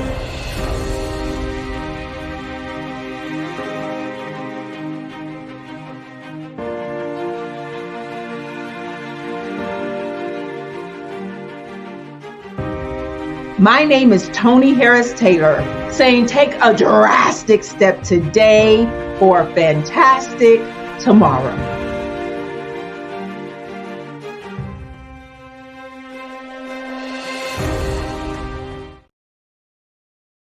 I'd like you to imagine with me, if you will, opening an app where you can collaborate with like-minded individuals from around the world get inspiration, and in-app tools to launch and grow your business, as well as share your knowledge and earn compensation, all in one app. Well, the name of that app is Truso, short for Truly Social. Hi, I'm Matthew Newman, the founder and CEO of Truso. A new concept in social media, Truso is designed from the ground up to be a platform that's both social and empowering for all its users. How exactly do we do that? I'm glad you asked. First, Truso brings the world together via video. Psychologists assert that video provides a significantly more effective connection than audio only. When you enter a community on Truso, you're face to face. Second, on Truso, you don't have to have 1 million followers to monetize. Our business model allows all hosts and moderators to monetize, no matter the size of your following, by 1, producing fee-based content, and 2, inviting others to join the platform as subscribers. Even more, Truso has an in-app resource library with over 100 free resources, forms, and documents to help you build your brand and grow your business. Third, Truso is inclusive. The deaf and hard of hearing communities make up 360 million people worldwide. Unlike audio-only apps, Truso embraces this community, providing a networking platform that allows them to participate via video and closed captioning. We even have a deaf and hard of hearing foundation in the works as well. Fourth, Truso is both social and safe. We refer to Truso as a virtual extension of the beauty shop, barbershop, and brainchild of the community.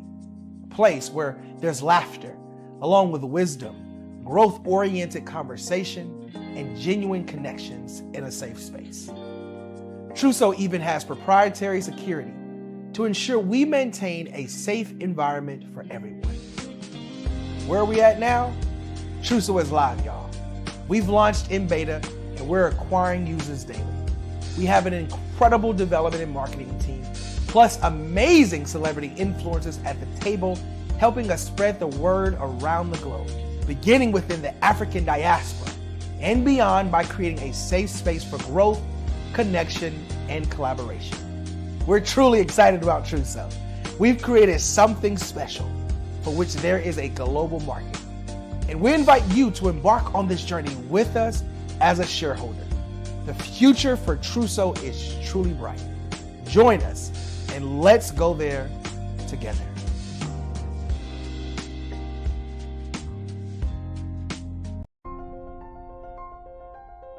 What if you could build your own city? A place where every child can find nurturing people to help them achieve their full potential. A place where every adult can access job training support. Where health education is abundant. Where social justice ruled the land. A place without limitations. Welcome. You have arrived at STEM City USA. It is what every city should be. A safe and trusted community where you find people and resources to help you become everything you are and beyond. STEM City is unlike anything you have ever experienced. It is a digital twin of the world around you, only better. STEM City is about energy and soul renewal. It is more than a digital world. You can almost feel the power of live cultural events, music, and theater. STEM City promises a better future for children with caring mentors and hands-on activities with dedicated tutors to support our youth. STEM City is your passport to a healthy lifestyle with weekly events addressing our community's many issues. STEM City is your financial well-being with helpful information on wealth management, career advancement, job training, and so much more. STEM City is the community you deserve. It is the city where your dreams can come true. STEM City USA, a place in the sky that is accessible to all who reach for the stars.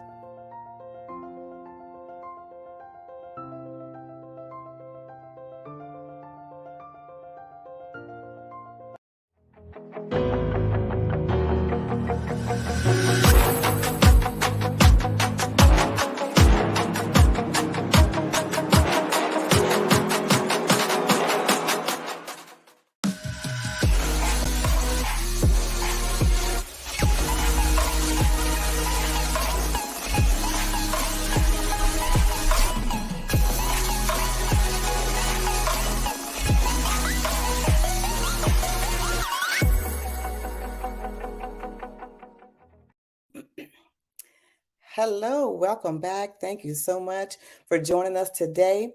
We've had wonderful chats out here. We've had fireside chats, we've had interviews talking about our Black business, our Black owned business, talking to entrepreneurs, talking about businesses and how to be a business owner. We've talked about all kinds of things today with people all over the universe, pretty much all over the states. So I want to say genius is common, and I will definitely see you on the other side. But before I go, I want to promote some of the things that we have out here today. Talking about our scholarships. The Black Business Expo mission is to raise funds for our high school seniors that are going to college or a K through 12 entrepreneurs. Now, this expo is a fundraiser for students. Now, you may go to www.blackbusinessexpousa.com to donate to the scholarship fund, or you can use our Cash App that's on the screen below. It has a $ BBXUSA. Please go ahead and donate to our funds for today, because every dollar amount counts. Our goal is to give laptops and up to $5,000 to 10 deserving students. They can register online at www.blackbusinessexpousa.com. Again, that address is www.blackbusinessexpousa.com. Now, every dollar does count, so I want to remind you to donate to that scholarship fund. Then I'd like to thank all of our Black Business Expo USA sponsors for the month of August, the year 2023. They are as follows: NC100, Moody Capital Partners, Suede Soul, Lotus Riche, that's a coaching and training, Carolina, Virginia Minority Supplier Development Council, Step Management, BHS and Associates, Margie McLean Foundation Incorporated, Genius is Common, Earth Essentials, Milani Shania Global, Executive Women's Success Institute, The Quality Coaching Company, Superwoman Business Services, Creative Forces Studios, Lee Entertainment, Artistic App Design, Black Business Expo USA. And remember, genius is common, and I will see you on the other side. So thank you for joining us today. Phenomenal Tanya T. Wise, who is here from the great state of Maryland. Tanya, welcome and thank you for being with us today. Can you indulge our audience a little bit and tell them just a little bit more about who you are and what it is that you do? Well, I love being able to talk to people and have a magnetic attitude, being able to just show them. So I always like to say, level up is Coach at Tanya T. Wise here. So can you tell our audience, just give them a teaser about what your presentation will be about? So my philosophy is that we should all be living our dream life. So tomorrow I'm going to talk about how you start living your dream life. What are some of the things that you thought about in your childhood that you just kind of let go and dormant? Wow. And I want to reignite that and just give you some pointers and some tips, some tools, some strategies to be able to start living your best life now. And guess what, Rhonda? And leave it inheritance for your legacy. Oh my goodness. Okay, I know that's resonating with a lot of people. I've heard that you have a dynamic coaching program. Can you tell us a little bit more about that? Absolutely.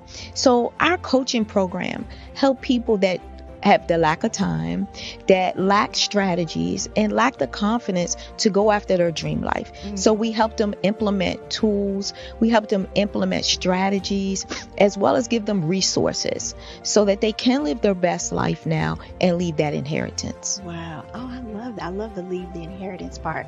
Listen, you are dropping some major nuggets, and I know a lot of what you're saying is resonating with a lot of people, but I think we're all curious. How did you even make this transition into the speaking and coaching arena? What's the story behind this? So I started out in finance, and I realized that a lot of people don't necessarily go after their dream life because of the lack of finances or the education behind finances. But it wasn't until I lost my firstborn, my only son, that life changed for me. And where I was going after it all, living the corporate life, hit my 6-figure income and living in my dream house with my dream man, driving my dream car. I nearly lost it all when I lost my son. And so I realized it only takes one financial catastrophe that can change your entire life. That's what made me start All New Beginnings. Because no matter what's going on in life, there's a new beginning. And because of that, we develop a program called Wise Minded. My little slogan is, don't just dream it, let's live it. If they want to connect with you or work with you, what is the best ways for them to be able to do that? Well, for my social media guru, you can connect with me on every single social media platform as Tanya T. Wise.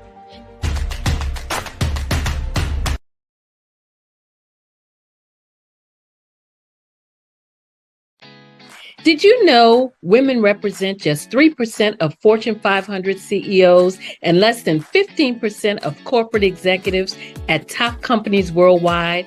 Have you wondered what the secrets are to getting into the top ranks, whether in the private or public sector?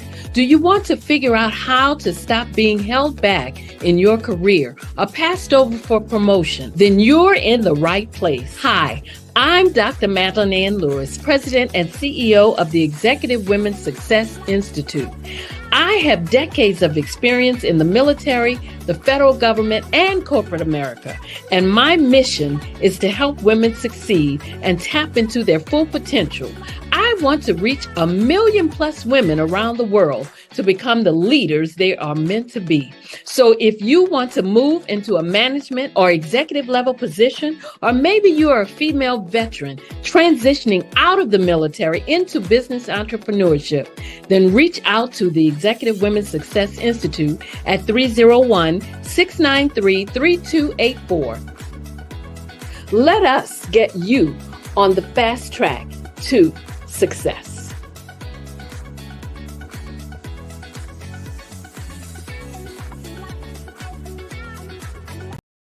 I am from Washington, D.C., but I was raised in Durham, North Carolina.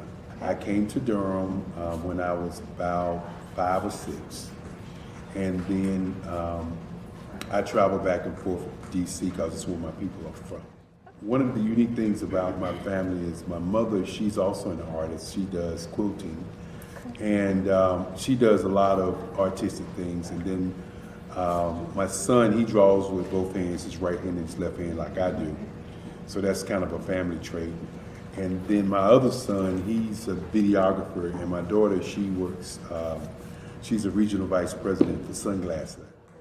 When you start out drawing and sketching, you want to continue to explore, each avenue. I do pastels, I do pen and ink, I do painting, I do acrylics. I haven't done oils yet, but I try to do all facets of art. What I say to a lot of times to people is, you can't put yourself in a box when you're an artist. You have to explore. And over the course of my life, I've tried to explore different mediums. I also do sculpture as well.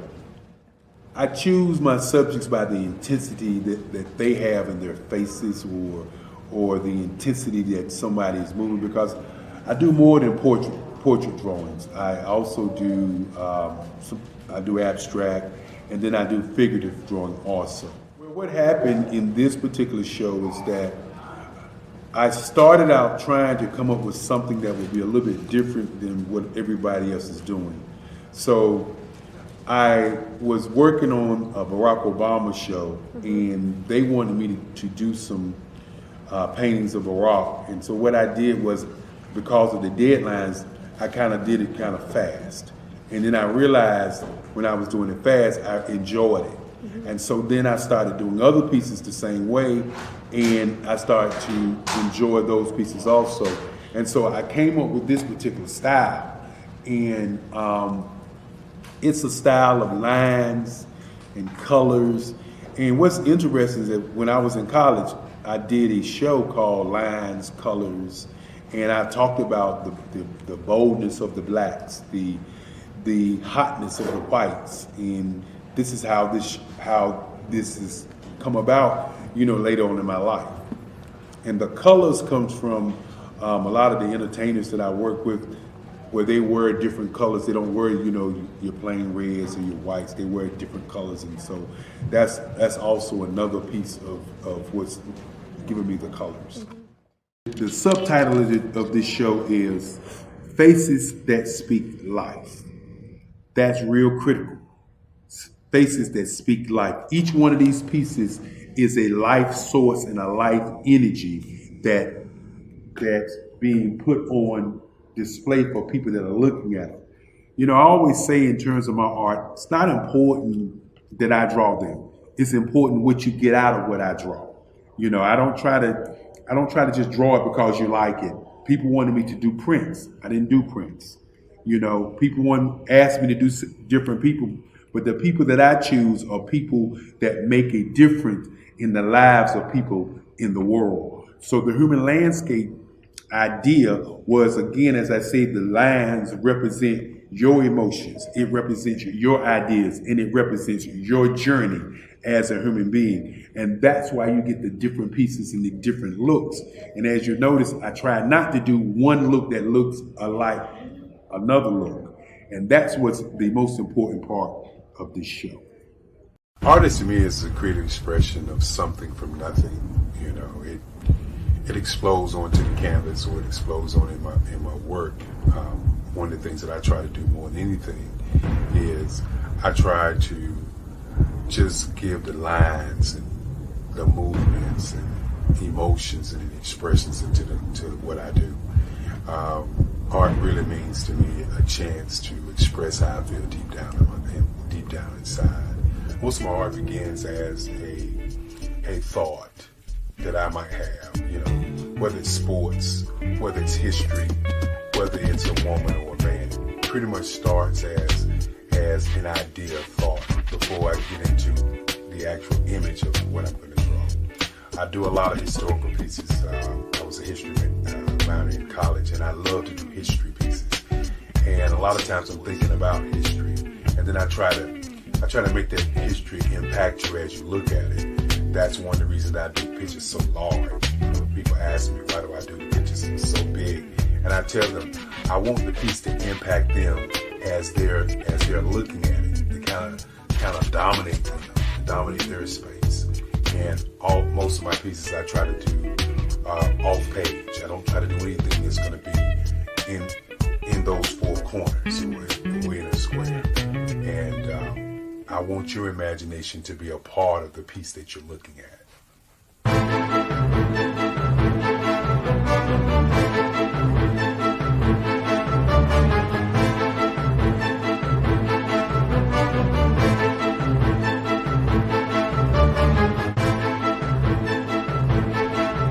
The way I feel when I'm drawing, when I'm creating something, is I feel free. I feel like there is an anticipation of something that's going to come. I try not to draw first. I try to draw second. And what I mean by that is I try to allow myself to kind of get into the piece and just relax. Sometimes I miss time. I'll draw 2-3 hours, sometimes 4 hours. And while I'm drawing, it's just a free. I just feel free. I mean, I feel like time stands still.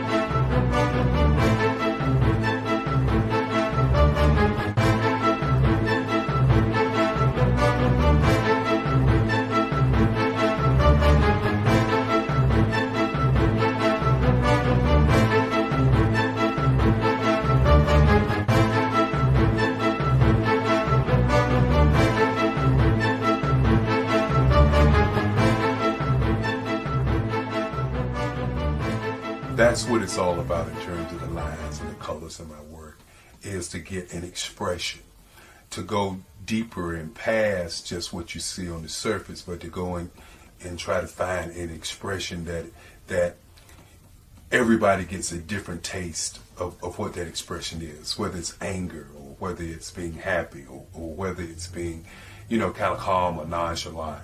That expression that people take away from the piece is the most important part of what I do as an artist.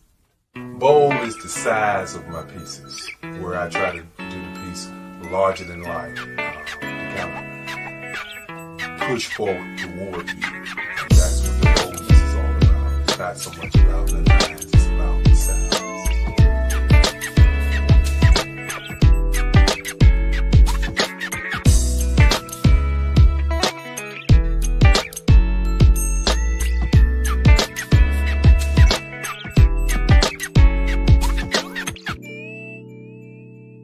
The Face of Change art show is inspired by my mother, but more importantly, it's a historical moment in time as the pieces depict different emotions and expressions of Barack Obama.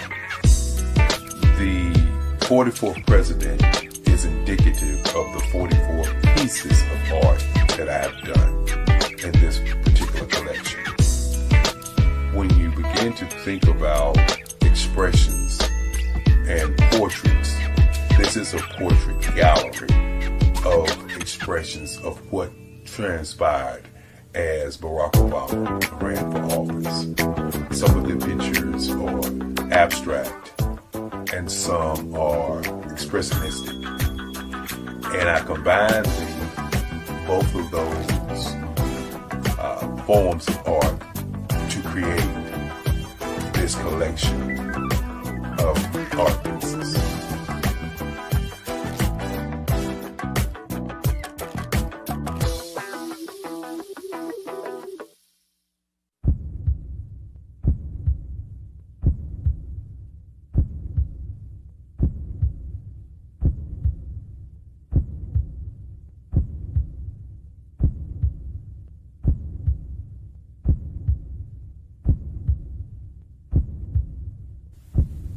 Overcomer,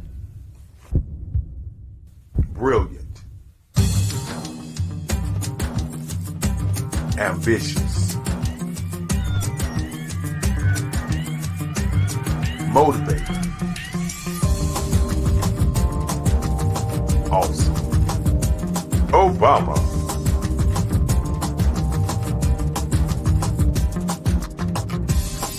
I'd like you to imagine with me, if you will, opening an app where you can collaborate with like-minded individuals from around the world, get inspiration and in-app tools to launch and grow your business, as well as share your knowledge and earn compensation, all in one app. Well, the name of that app is Truso, short for Truly Social. Hi, I'm Matthew Newman, the founder and CEO of Truso. A new concept in social media, Truso is designed from the ground up to be a platform that's both social and empowering for all its users. How exactly do we do that? I'm glad you asked. First, Truso brings the world together via video. Psychologists assert that video provides a significantly more effective connection than audio only. When you enter a community on Truso, you're face to face. Second, on Truso, you don't have to have 1 million followers to monetize. Our business model allows all hosts and moderators to monetize, no matter the size of your following, by 1, producing fee-based content, and 2, inviting others to join the platform as subscribers. Even more, Truso has an in-app resource library with over 100 free resources, forms, and documents to help you build your brand and grow your business. Third, Truso is inclusive. The deaf and hard of hearing communities make up 360 million people worldwide. Unlike audio-only apps, Truso embraces this community, providing a networking platform that allows them to participate via video and closed captioning. We even have a deaf and hard of hearing foundation in the works as well. Fourth, Truso is both social and safe. We refer to Truso as a virtual extension of the beauty shop, barbershop, and brainchild of the community. A place where there's laughter, along with wisdom, growth-oriented conversation, and genuine connections in a safe space. Truso even has proprietary security to ensure we maintain a safe environment for everyone. Where are we at now? Truso is live, y'all. We've launched in beta and we're acquiring users daily. We have an incredible development and marketing team, plus amazing celebrity influencers at the table, helping us spread the word around the globe, beginning within the African diaspora and beyond by creating a safe space for growth, connection, and collaboration. We're truly excited about Truso. We've created something special for which there is a global market. And we invite you to embark on this journey with us as a shareholder. The future for Truso is truly bright. Join us and let's go there together.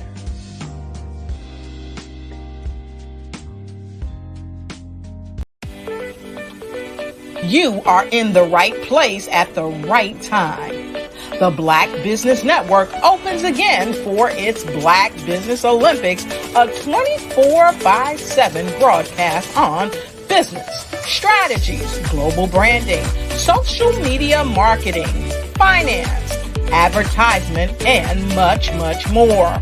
Featuring the top, most powerful entrepreneurs and speakers and thought leaders from all around the world as they gather together for this phenomenal event. Join the Black Business Network streaming live into the metaverse, STEM City, USA, Black Multiverse, Pod TV, Roku, Hulu, iHeartRadio, Apple TV, YouTube, TikTok, Instagram, Google Podcasts, Facebook, LinkedIn, IBM TV, Spotify, and Twitch. Tune in today and be a part of this amazing movement. The Black Business Olympics welcomes you.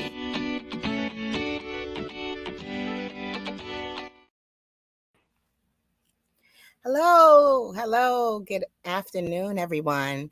Good afternoon, business owners, entrepreneurs, thought leaders, and corporations. Welcome to the Black Business Network.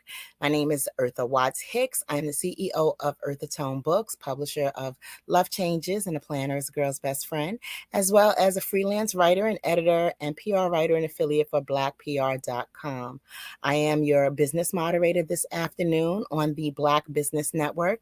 The Black Business Network is a 24-hour business network showcasing Black businesses, Black business owners, entrepreneurs, and thought leaders worldwide. We have speakers from North Carolina, London, Singapore, Africa, Japan, and cities all over the United States. The Black Business Network is a global community sharing its business knowledge to empower, inspire, and educate businesses about business. And I am your next speaker. Now, I am the creator of A Planner is a Girl's Best Friend. So let me tell you a little bit about my background. Eartha Watts Hicks, who's me. Initially, I've been journaling. I took my first journal writing class at age 11 as part of a gifted summer program. So in that regard, I had been keeping sort of a diary since about the age of 11. And I also went to college on a scholarship as a business student at the age of 16. So having started college at the age of 16 put me in a very unusual space in that I was a very involved student. So as a student, I was part of student government. And my title that I've held for like 3 years was Vice President in charge of transportation, which meant that I was responsible for the transportation budget for the university, for all shuttle buses going on and off campus, the ones that met the Nassau County buses, as well as the buses that met the Long Island Railroad in Hicksville. So in that capacity, I designed the bus schedules, and when I designed the bus schedules, the original ones that I designed were pencil and ruler, as in all the little boxes. I made them across the page with a ruler so that they all lined up evenly. My goal was to make the SUNY Westbury's bus schedule look exactly like the Nassau County bus schedule. So in that capacity, I was very deliberate about being very precise with it. And I had no idea that that skill would ever benefit me later on. This was just something I thought to do, or knew to do, or was determined to do. So part of what I had done with SUNY College of Westbury and their shuttle bus service actually led me to become a designer of these planner calendar books. Now, fast forward, one of the other jobs that I had while at SUNY Westbury was at the age of 18, I began working in consumer banking. I was a collection agent for the retail card services division of a bank that is now defunct. It's called excuse me, it was called Manufacturers Hanover. We used to call it Manny Hanny for short. But it was Manufacturers Hanover, and I was a bill collector for the pre-litigation higher bucket. We used to call it pre-litigation higher bucket. So I would get those people right before they charged off. And I didn't like that job because I had to be mean. But in that space and in that responsibility, I learned how to be careful with my credit, what it means to pay, pay your bills on time. I was very good with my credit cards, especially in college. I was very good with it, with doing my bills, and I had all my credit card numbers memorized and the 800 number. If I needed to call customer service, I had that memorized. I had the addresses to where my payments were sent. And this was back in a day when we didn't have all this information on our cell phones. This was back in the day when if we had a problem with our credit card, we had to make a phone call. And if we wanted to receive information about our credit card bill, we had to wait for the bill to come in the mail, snail mail. There was no email, digital, anything. And this was also back in the day, if and when you had a problem with your credit card, you can call and dispute and make a complaint and call customer service. But in order to protect your rights, you had to write a letter. So this was all stuff that I had learned while serving as a bill collector at Manufacturers Hanover. So I had started using planners actually in Manufacturers Hanover because at the time I was 18 years old. I was student government vice president in charge of transportation. I was captain of the cheerleading squad. I was also a resident representative. I was working a full-time job. And then I was also at the same time, I was a full-time accounting student at SUNY College at Old Westbury. And that first scholarship that I received was peanuts. And I'm just going to be totally real about that. The first and only scholarship that I had gotten from SUNY Old Westbury was, and it wasn't from SUNY Old Westbury, it was a Regent scholarship, which might have been $250 a year. So understanding that I had no financial aid other than this $250 per year, what I did was I was determined to pay my own tuition. And I had done that with the help of the bank job because they had tuition reimbursement. So they guaranteed me that for every A that I got in my classes, they would pay for that class in its entirety. So I was like, okay, well, they'll cover the cost of the courses. So what I would do was I was determined to get an A in every class possible. And then I think if it was a B, it was 80%, but I was determined to get as many A's as possible. So I had a very high GPA while working full-time, going to school full-time, and being on the executive board at SUNY College at Old Westbury and all of these other little committees and things that I was a part of. And I was also a peer mentor, and I was the mentor of the students. And I had all of this going on while I was 18 years old. So in order to make all of this craziness that was my life fall into place, I had purchased a planner from American Express, which was ridiculously expensive. It was leather bound and it was $80 back in 1988. 89. In 1989, this planner was $80. So I paid for this leather bound planner with silver edge and a nice silk ribbon. And it was beautifully done. It really was beautifully done. And I think the value of the planner might have been worth more than the $80. I think that was the American Express members price. And that was the price that I had gotten. And this planner helped me keep everything in order. It helped me to remember all my class assignments and to turn them all in on time and to keep track of all the phone numbers. Because back then there was no cell phone where you could, just go into your cell phone and pull up a number. We had to either remember everyone's phone number or have it written down somewhere. So I had a catalog of all the phone numbers that I needed, all the addresses that I needed. And plus it had a place for me to do my bills. So that was that helped me keep my life together. So after that, I saw, I don't know where I first saw it, but it was the Virginia Slims Book of Days, which was a nice little petite little planner that was branded towards women and women's empowerment. And it was so beautiful and had all these gorgeous models and everything. And my only, I'm gonna say regret, even though it wasn't really a regret, but my only quirk, or the only thing that bothered me about this particular planner was it wasn't branded towards Black women. It was branded towards just, America, the American woman, and the vintage American woman, and in the bustle and the parasol and the whole bit. And I used to think, I would love this if it featured Black women that look like me, or if it spoke my language or spoke to my culture. So I loved it anyway because, of all the planners that were in existence, they were just basically calendars. It was your week-to-week calendar and your monthly calendar. And this was a planner that gave you, it was a cross between a planner and a magazine. So I connected with it. So I connected with it because I liked it better than I liked the American Express planner, which was like a cross between an encyclopedia and a planner.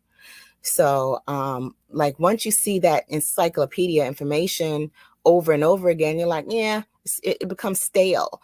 But the Virginia Slim Book of Days, they did a different planner every single year.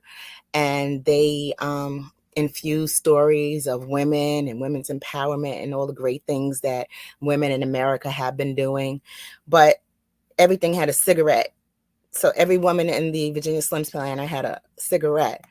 And I was like, I don't smoke. But my coworker who sat next to me, Jeannie, she smoked Virginia Slims, and I used to hound her for her UPCs so that I could order this planner every year. So in a way, she's part of the inspiration too, because if the Virginia Slims Book of Days is part of my story, and so is Jeannie. But to go a little further, my planner is branded towards Black women, right? So it's the planner is a girl's best friend planner. And it's a planner, date book, calendar, journal. So there's room for you to plan out your month. There's a weekly timetable where you can write out your week and write out your weekly schedule, your appointments from 4 a.m. in the morning until 12 midnight. Now, I set those times myself because I wake up at 4 in the morning. I'm a writer. We wake up at 4 o'clock in the morning. We write from 4 to 6, and that's what we do. It's a way of life. So that being the case, the schedule is there set that way for people that wake up early, people that have small children, people that are caring for a sick or aging relative, and who need to be able to pencil in times from early in the morning until 12 noon. And I could have done it 24 hours a day, but I didn't have that much space on the page. And also too, most planners that you'll run across don't do that particular timetable. I think I'm the only one that I've seen that stretches out the day per hour that way. So I do a weekly timetable. When I do the monthly month at a glance, I give space for a monthly budget that runs alongside of the month for your expenses. So like here's where you would write your month, but right here along the side is where you would write your expenses. So these planners are for people who have goals and who want to put them down somewhere, who want to keep them written. A plan is just a plan until it's written and until you put some action to it. So this helps me to prioritize those things that I need to do, to get them done, to prepare for those things that I need to do, and to just, it's a catch-all first and foremost. There were a number of years where I was a stay-at-home mom, and I was mildly addicted to QVC and the Home Shopping Network. So rather than spend all my money on the Home Shopping Network and QVC, I used to say, okay, I'm going to write down the item numbers for everything that I just absolutely love. And, you know, me just understanding how I was as a shopper, I would write all of these item numbers down. And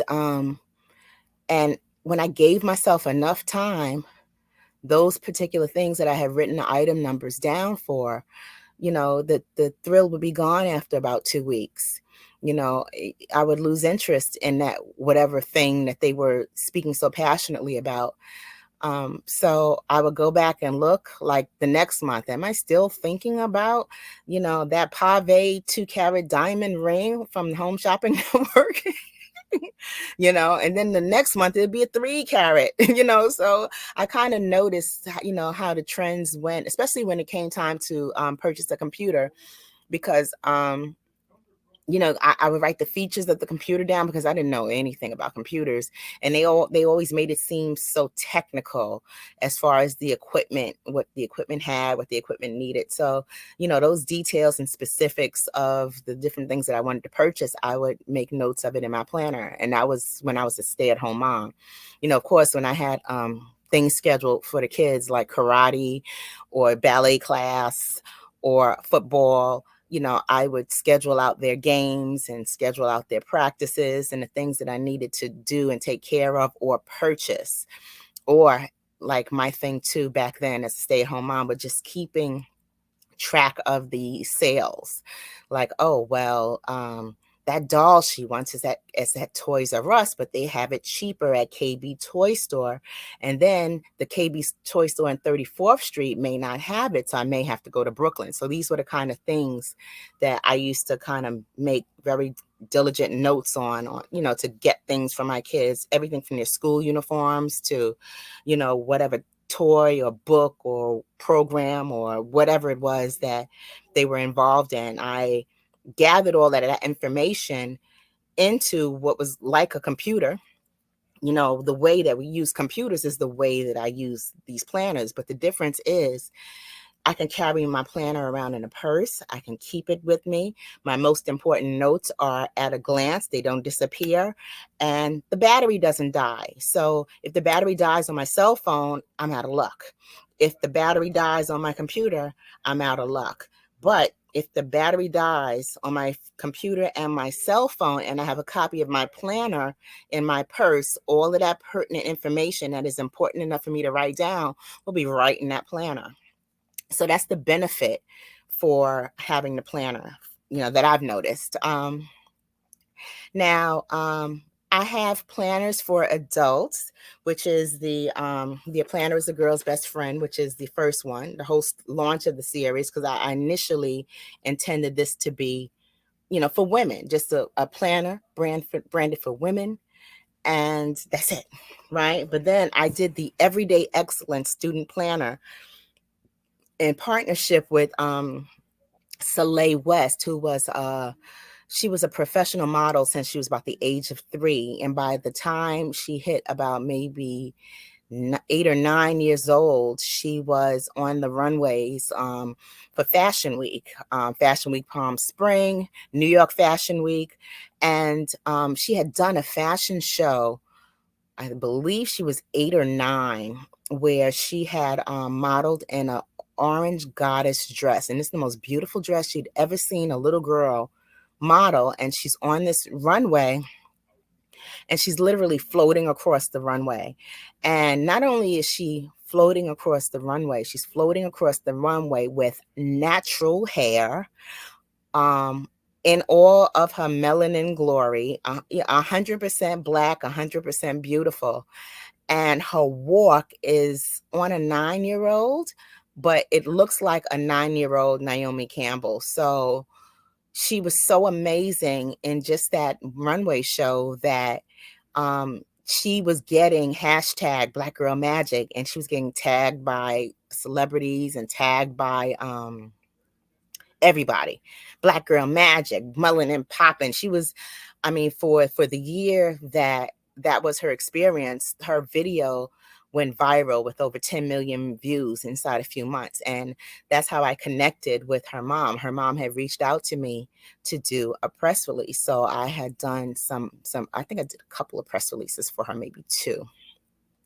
But I had did a press release for her, and working with her, I mean, the family is remarkable. I mean, the family still, I mean, they're remarkable. They're a remarkable family for one, what they do with the work with Soleil that instills so much Black pride, and just her in her print work, just to see a little Black girl looking like a little Black girl and looking fabulous, that it was a pleasure to help her. And I had asked her to be the cover model for the Everyday Excellence Student Planner. And incidentally, Soleil West was an excellent student. So it just fell in line.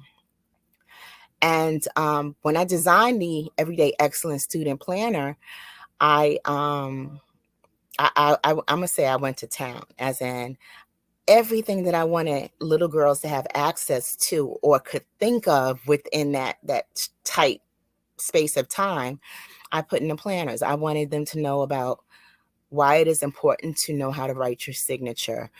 Why is it important to be careful with your check writing privileges? What is a check? How do you sign a check? How do you endorse a check? I gave them a diagram of. Did you know that our Black dollar only lasts for 6 hours in our community? Yet other communities, their dollars last for 19 to 30 days. The Black Wall Street Nation. Black Wall Street Nation. Yes, that's why we created the Black Wall Street Nation. Black Wall Street Nation is a centralized directory available to all Black businesses across the world. It was created for businesses like you, the ones that want to start and the ones who have a dream that have already started, such as businesses like Drop in a Bucket Productions, Valito Foods, Sugar Tea Brandy Firm, All the Dazzle, Bun Cakeaholic, Miss Riot, and you. We'll have marketing, seminars, and some funding coming soon just for you. So, we want you to come and join www.blackwallstreetnation.com. See you there.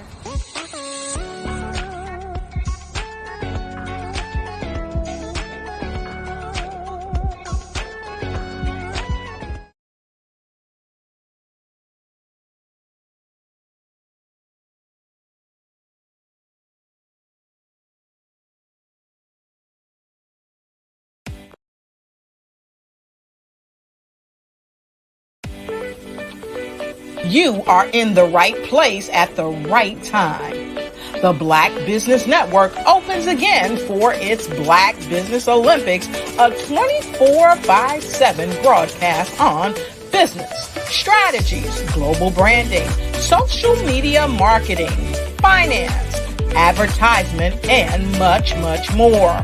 Featuring the top, most powerful entrepreneurs and speakers and thought leaders from all around the world as they gather together for this phenomenal event. Join the Black Business Network streaming live into the metaverse, STEM City, USA, Black Multiverse, Pod TV, Roku, Hulu, iHeartRadio, Apple TV, YouTube, TikTok, Instagram, Google Podcasts, Facebook, LinkedIn, IBM TV, Spotify, and Twitch. Tune in today and be a part of this amazing movement. The Black Business Olympics welcomes you.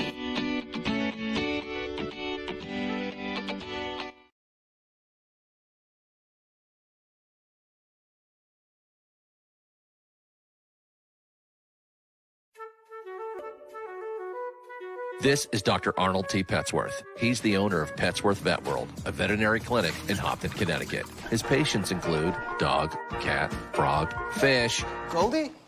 dog, and this alpaca. Due to doctor-patient confidentiality, we can't tell you their names. Business at Vet World was steady, and then quarantine hit. Neighbors brought new four-legged friends into their homes. Bunnies. Bunnies everywhere. Dr. Petsworth welcomed these new patients with open arms. The only problem? There were more appointments than he could manage. That's when Dr. Petsworth turned to his American Express business card, which offers spending potential that's built for his changing business needs. He decided to hire a new assistant, Julio, and with spending power built for business purchases, he used his card to furnish a new exam room. Together, Dr. Petsworth, Julio, and American Express Business made sure all the pets of Hopton got the love and care they deserve. And everyone was happy. Get the card built for business by American Express.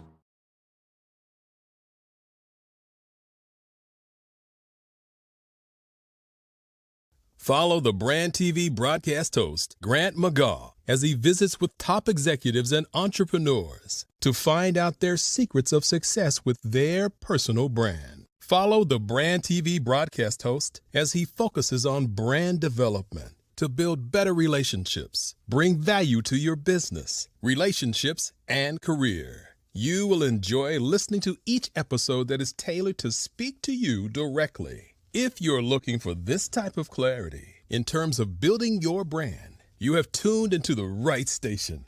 Each episode will help you to shape a conversation in the 5-star BDM network of 20,000 professionals and become a springboard for your corporate engagement and business opportunities. Each guest will frame their story in the areas of personal branding, business development, career development, financial empowerment, and technology.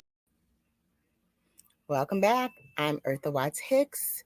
I am your moderator this afternoon, and right now I am getting ready to do a fireside chat with Ms. Carolyn of United Providers of Health. Welcome, Carolyn Mayo. How are you? I'm well. How are you? It's such a pleasure to meet you, Ms. Hicks, and thank you so much for having me today. Oh, you're very welcome. You're very welcome. Can you please share with our viewers how you started your business journey? Well, United Providers of Health was started about 3.5 years ago, and our goal was to address the social determinants of health. Social determinants of health in North Carolina is considered housing, food, transportation, and interpersonal violence. And so what we do within United Providers of Health is we engage the community in order to address these barriers to health care, and also just health equity in general. One of the ways that we do that is through our IPA. It's an Independent Providers Association, and we partner with other providers, healthcare providers, as group home owners, see primary care physicians, independent providers, therapists, consultants, and network together in order to fulfill the needs of a community, either in mental health or either in primary care or substance abuse.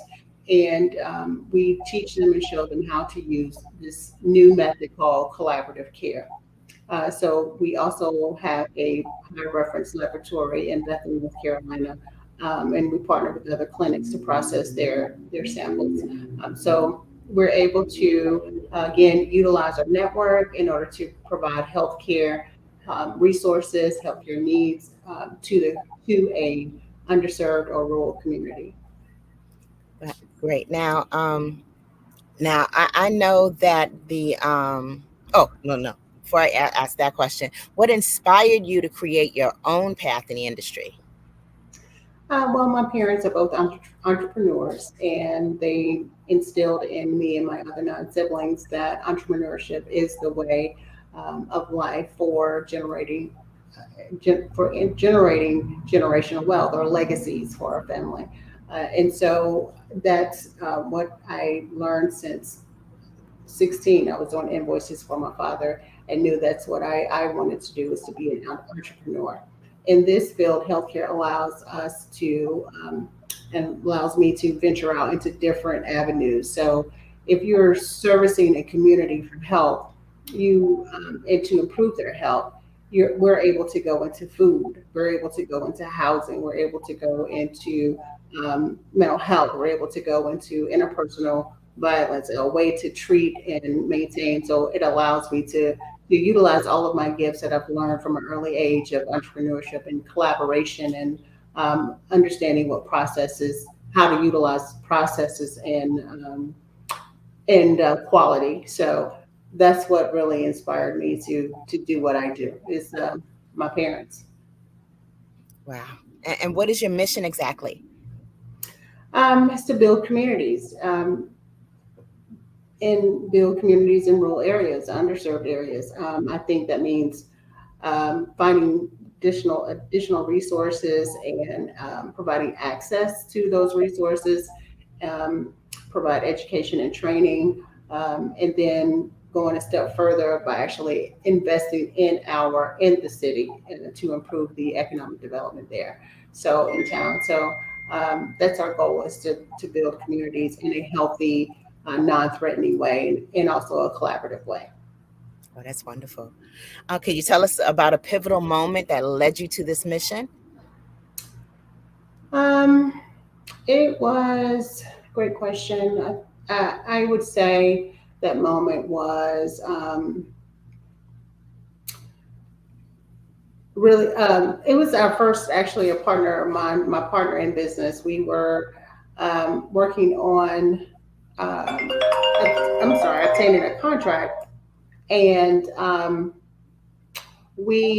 just decided that it was time for me to go out on my own, and begin to trust in my own, um, the knowledge that I've gained, and just in my own strength. And that was, I guess it was about 4 or 5 years ago when it kind of hit that I can do this, and just went after it. I don't know if it was a particular moment, but just a realization of working on something and then saying, okay, what do I need to get this done? And then actually doing it, saying that I am going to do it. All righty. Well, I mean, I think this is wonderful. And knowing that there's a Black woman in the space of healthcare and administration, especially with our community being impacted by so many different health, I'm going to say health, not necessarily health issues, but there's so many conditions that particularly affect our community. Um, does does your network provide a list of where people can access Black doctors, or have a way of identifying which Black doctors um, can meet their needs? Carolyn? Yes. I'm sorry. Did you hear my question? I did not. Could you repeat it? Oh, sure. Does your network provide access to a listing of Black doctors? Hmm. Um, we obtain new members every year. And so one of our partners or colleagues, they are putting together a resource network, a resource book, if you will. It's not necessarily African American owned providers or doctors, but it is a resource book. And so we do have a network of different members who will be able to provide all sorts of things. Okay. And what are the tangible benefits of being in this space and being in the business that you're in? Well, one is collaboration. We're able to collaborate with almost all providers. So you're learning each other's strengths, and you're able to work with someone where you may be weaker or you may have challenges, and being able to receive finances for that collaboration. I think that's the most tangible aspect of what we do, and allowing the network and us to be able to service a larger geographic location. Because of the network, I think that's a huge benefit, and each of the members are able to utilize that network as well.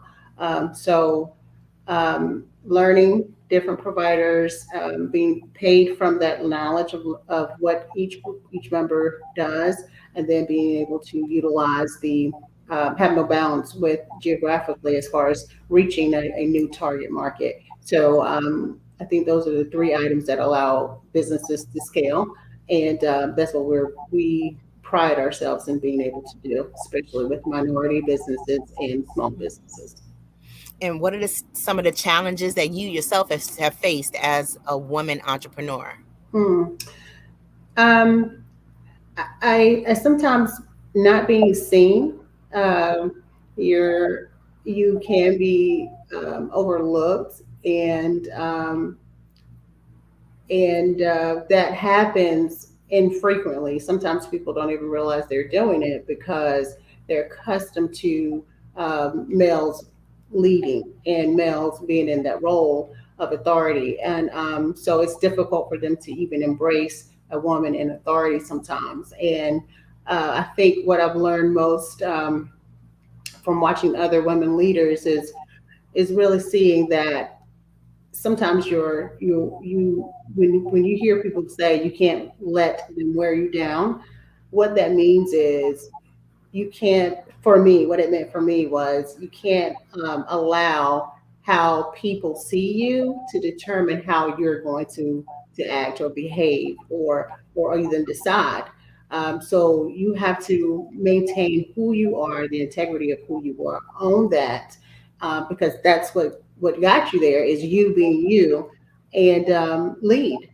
So a lot of negativity, a lot of looks, um, but and then the overlooks. So those are some challenges of being a female in leadership. But that's what makes us stronger, and that's when you're in charge is when you get that type of behavior. So if it's not challenges in your life, then you won't have growth. So it always humbles you and maintains your growth. Wow. I mean, that's remarkable. And just from your response to that question, that tells me that you handle it all so gracefully. Thank you. Can you please elaborate on some of the success stories or transformations that you have experienced simply by being in business? Um, is winning every day. That is being able to get up, being able to receive your value as far as monetarily, favor, being able to walk in places and being recognized for what you do. Um, so um, it's it's a process, and every day is a process as far as being successful is how you perceive things, and so I consider life as precious, a very precious commodity. So being able to wake up, I don't want to waste my breath, my time on frivolous things, and so you just have to have, for me, that perspective on what success is, what it looks like, um, and my health, my family, grandchildren, being able to see them every day and talk to them. That's success for me. Wow. And I think that one aspect of your success that I think that you overlook is that your dedication and commitment to what you do Mm. impacts the quality of life for others because you simply can't live the life you want to live when you're not healthy. True, very true. So, in creating these spaces and opportunities and access for Black people to have better health, I think that is a field that does not get the credit it deserves, and it's a field that can enrich us all if we just pay attention to it. Very true. Some of us Very are true. still learning, but Every it day. yeah, but it's so important. And with health, we don't really understand the importance of health until we have an issue with health. So I commend you on all that you do. Mhm. Um, Now, collaboration is often key in the business world. What type of collaborations have you done? All types. We're now working on some specific mergers I can't mention with some local businesses, but are huge in their area because it's in a rural area. Different providers, again, with our membership, we are always looking for or accepting organizations who are in healthcare and who want to collaborate with others and grow their businesses. So we're now building a grocery store, and that requires multiple vendors, multiple contractors. People are coming to us every time that we're in the area as part of the build. Is when you're going to be finished, we'd like to partner with you. We'd like to do this. We'd like to do that, and it just happens organically, especially in for the grocery store world. So all types, and didn't know that it was going to be this way or it was going to what I do was going to allow me to start branching out in so many different areas. So I'm just grateful for I guess the upbringing that I had to prepare me for where I am, and it you never know what how you're going to use whatever happens to you when you're younger as you're growing, and then as you continue to go on this journey called life and you say, oh, now I remember why I had worked at literally why I worked at Food Lion when I was 19 years old to learn about the grocery business, and that's what I'm utilizing today. Yeah. It's like every part of your journey contributes to your growth, and you don't realize that. Not until I, I don't think I realized that until recently. Mhm. But Mhm. it's life is amazing that way. Yes. Now I know that you there are some partnerships that you can't mention because they're ongoing or they're developing now. But Yes. are there partnerships or significant partnerships from the past that you can kind of mention? We did partner with the North Carolina Department of Health and Human Services. We were a part of securing um, resources to rural and underserved areas during COVID. And that was a 2 year partnership that we well, actually turned out to be 3 years. That was very instrumental in allowing us to continue the work in the community. And we also worked with um, we work with some other organizations and governmental organizations that was very beneficial to us as well. Wow. Now, the empowerment of women in business is a crucial topic today. How does empowerment of other women in business contribute to your own professional growth? So let's see. It's funny. My mother was one of my role models. My father is the other, and I worked for her for 14 years. Well, about 18 years, counting the years that you don't count. But and her work in mental health and also in residential home building. She was a builder as well. Her leadership and being under her tutelage was one that was just and continues to be just the epitome of what a woman who's empowered is. And her and my father divorced, and she had to start over. And watching that process into her owning her own business and growing it to become self sufficient again on her own. And that was the biggest experience for me as far as how to network, learning how to network, how to own who you are, how to lead, um, and how to really network with other businesses, and learn truly what integrity is, and doing what you say. So her life was a life of empowerment and just really helping others in business, and in or out of business, and just to support. Sometimes and I saw her just be there for people. Sometimes you just need people to just be there, and she was one of those people that showed up. And so it's sometimes not monetary, just having someone to come to when you're speaking, come to when you're opening up, come to when you need somebody to just you don't want to say I need to borrow some money, but can you come buy a couple of items so that I don't have to ask? And so just being that to different women in business, I learned more than what I've learned in any corporate position. Wow. And I think one thing that you said just now stands out as so crucial to me, especially now, the importance of apprenticeship.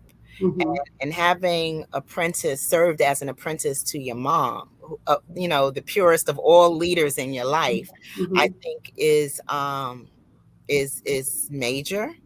And it's something that people nowadays don't really see the value in. Do you have young people that work with you and apprentice under you, or that you mentor? I don't have anyone that I mentor now, but I do work with our digital team. They are much younger than I, and when I went to a class and realized again, just to get some extra knowledge, and realized that I was the oldest in the class, and I'm just not used to that.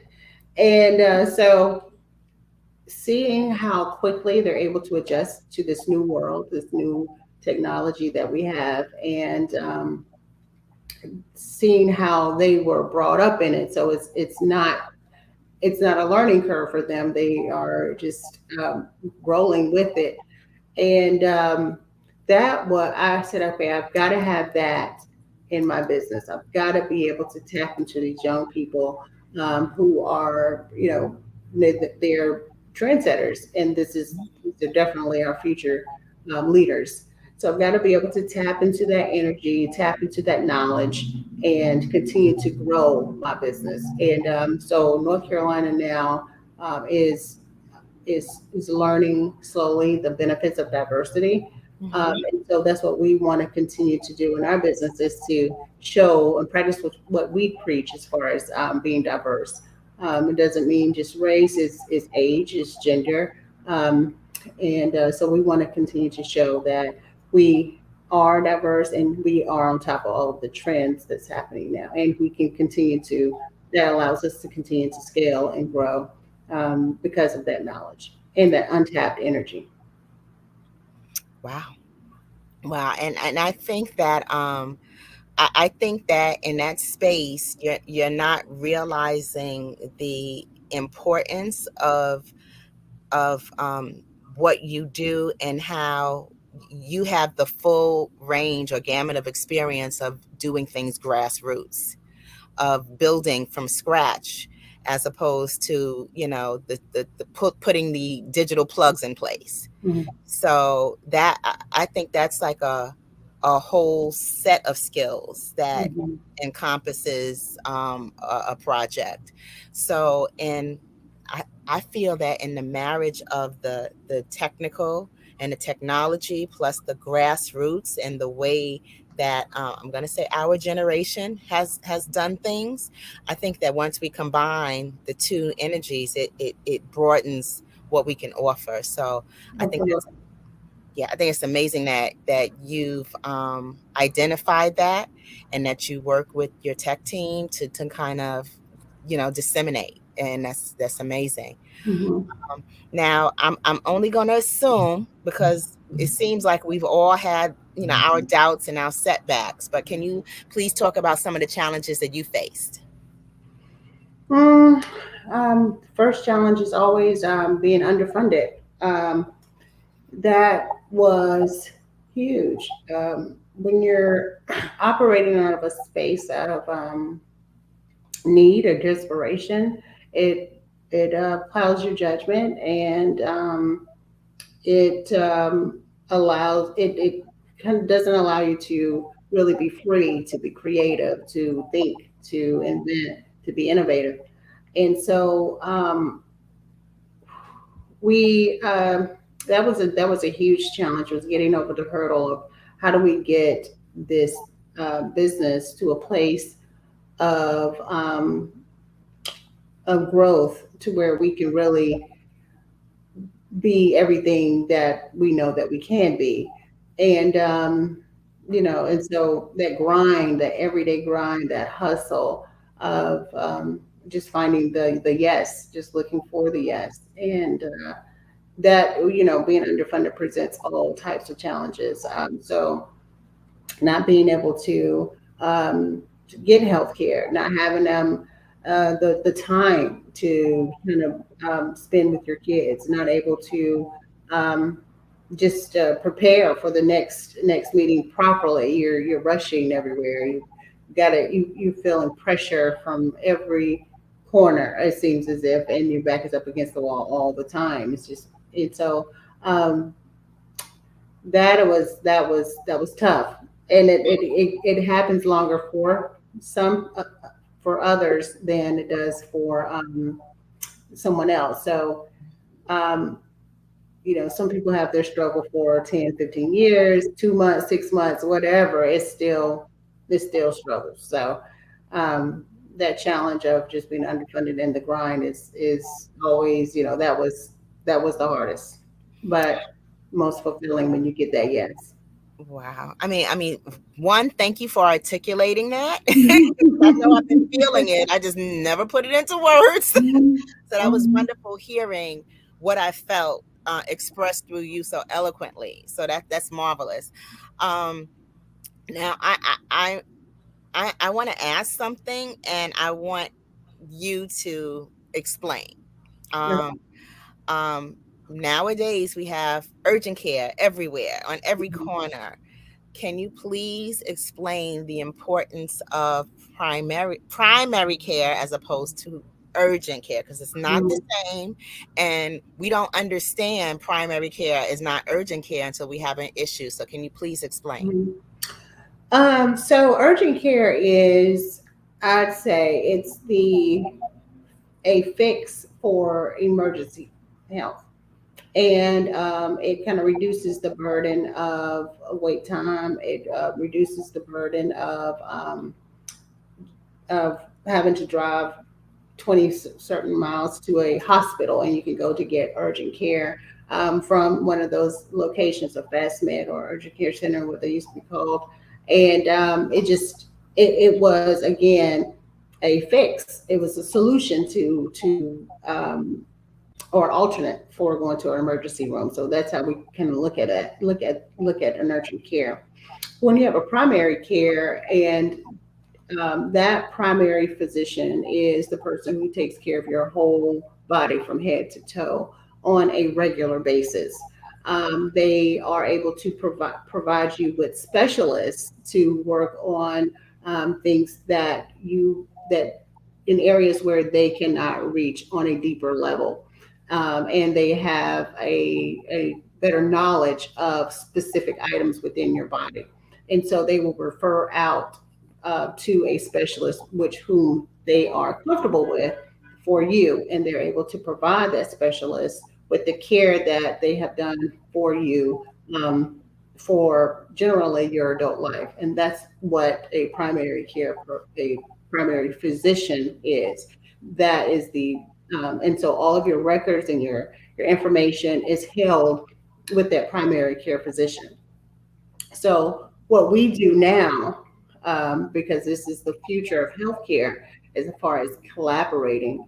So all of your specialists, all of your different doctors, all of your different mental health physicians as well, all of the different types of physicians, specialists who are working on your body, including your eyes, your ears, your teeth, your dentist.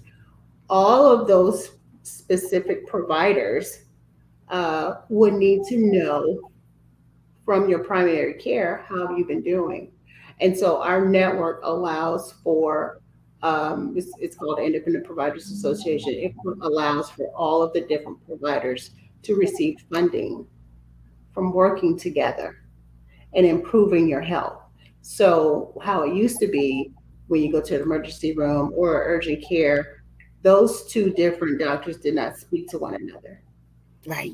Definitely did not speak to the primary care. Right. So if they were doing something, you happen to run in, the primary care is like, what's happening? And it takes a long time to get information. But in this new world, this is called the collaborative care model. And what the primary care does is ensures that all of the providers are talking to one another and ensuring that, this is how the provider gets paid, ensuring that your health is improving. If it doesn't improve, then there isn't any payment. So the federal government and now the state understands it's going to that new payment model because they want healthier communities. And that's what I do, is build healthier communities by addressing all of those social determinants of health. I have never heard that before. I have heard that there is no profit in the cure. So hear that, they're changing the model of what healthcare is. That is huge. Yes, they because the communities are dying. Yeah. And they're not talking to one another. And now they're saying, the federal government is saying, we can no longer pay you physicians based on units, based on the time that you're spent. We want to see health outcomes, better health outcomes. So we're going to pay you now when a person improves. Now, what type of incentive is that? It's a win-win for everybody. The physician get healthier patients, the community gets healthier patients, which means they can go to different businesses and buy food. They can stay healthy longer. No more out time because you're sick. It just builds communities all the way around. And I think this is a way that the government can build that trust back with the community. And this is a great step forward, and trust in all shapes, forms, and fashion. We have, America has a very dark history and with diversity. And so by saying we want to get you healthy, we want to keep you educated in the simplest of forms, where we're not controlling you, we're just saying we'll pay you more if they are healthy. Yes.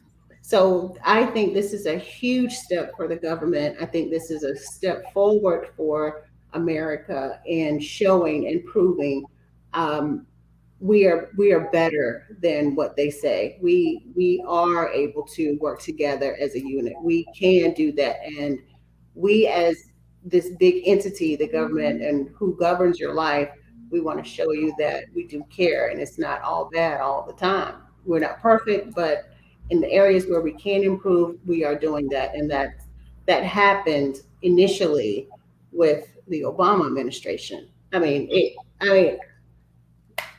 Started with him, and then Hillary, was the driving force for insurance, which, if you remember, she was campaigning on America needs free health insurance. Way before she was talking that when she was during Clinton. So that was a Democratic initiative. So they just continued with that initiative, and now it's with the federal government, Centers for Medicaid and Medicare.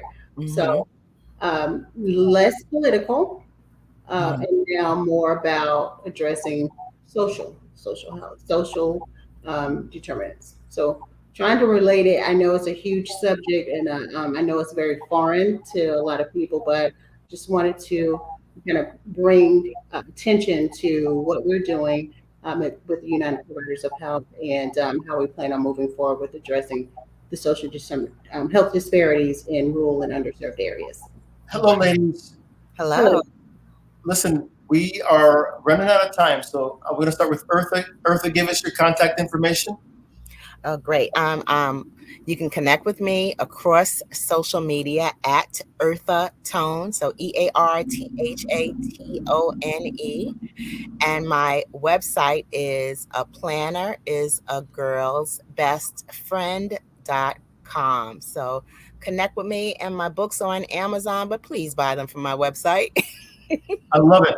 And Miss Mayo, please give us your contact. Yes, you can reach me at cmayo@upoh.org. Our website is upoh.org. Our Instagram is upohnc, hashtag upohnc.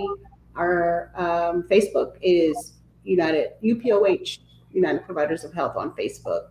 So thank you for having me, and I'm looking forward to returning. Ladies, thank you so much. Genius is coming. We'll see you on the other side. Thank you. Thank you.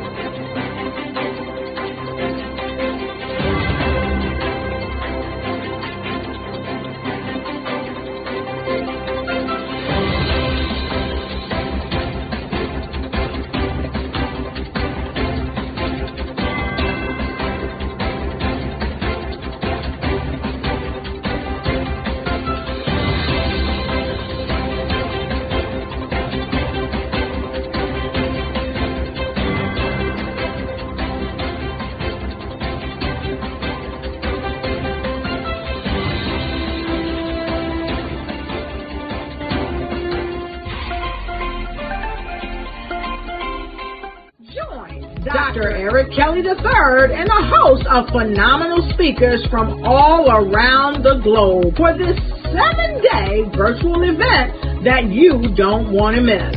The mission of the Black Business Expo is to raise scholarship money from kids all the way from high school all the way from college. The Black Business Olympics is one of the largest Black business showcases in the world. It is an opportunity for businesses and companies to showcase their businesses globally. We are going to be giving away laptops up to $5,000 away to students. Again, I'm Olivia Appleberry, the founder of 2 Cents Finance and one of the speakers for the expo. I am so excited to see you there. For more info, go to www.blackbusinessexpousa.com or call 919-308-9090 and hope to see you there. I am Black Business. From the moment I wake until the time I sleep. Yes, I am Black Business. I am Black Business. Tell me, are you Black Business? I am Black Business. Do you support Black businesses? Listen, I support Black business because I am Black Business. Black Business Expo, one of the largest business showcases in the history of Black business in the world. The world! Sign up today at www.blackbusinessexpousa.com or call 919-308-9090. I am Black Business. I am Black Business. From the moment I wake until the time I sleep, I am Black Business. I am Black Business. Are you Black Business? I am Black Business. Do you support Black businesses? I support Black business because I am Black Business. Black Business Expo, one of the largest business showcases in the history of Black America in North Carolina. Join Dr. Eric Kelly III and a host of phenomenal speakers from all around the globe for this 7-day virtual event that you don't want to miss. The mission of the Black Business Expo is to raise scholarship money from kids all the way from high school, all the way from college. The Black Business Olympics is one of the largest Black business showcases in the world. It is an opportunity for businesses and companies to showcase their businesses globally. We are going to be giving away laptops up to $5,000 away to students. Again, I'm Olivia Appleberry, the founder of 2 Cents Finance and one of the speakers for the expo. I am so excited to see you there. For more info, go to www.blackbusinessexpousa.com or call 919-308-9090 and hope to see you there. I am Black Business. From the moment I wake until the time I sleep. Yes, I am Black Business. I am Black Business. Tell me, are you Black Business? I am Black Business. Do you support Black businesses? Listen, I support Black business because I am Black Business. Black Business Expo, one of the largest business showcases in the history of Black business in the world.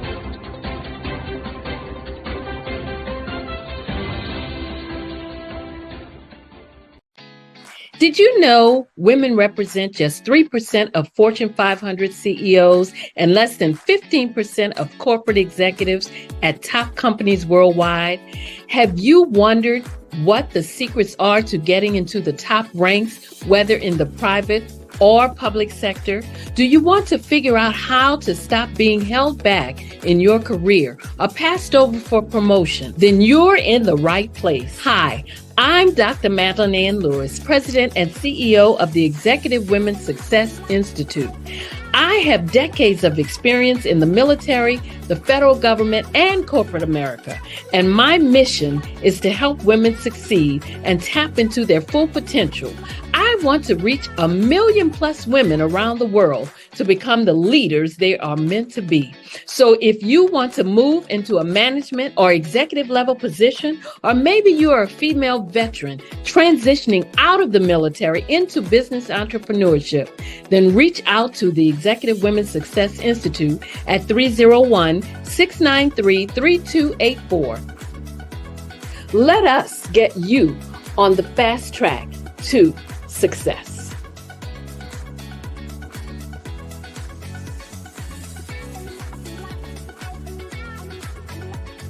I was born in a little village on the island of Haiti.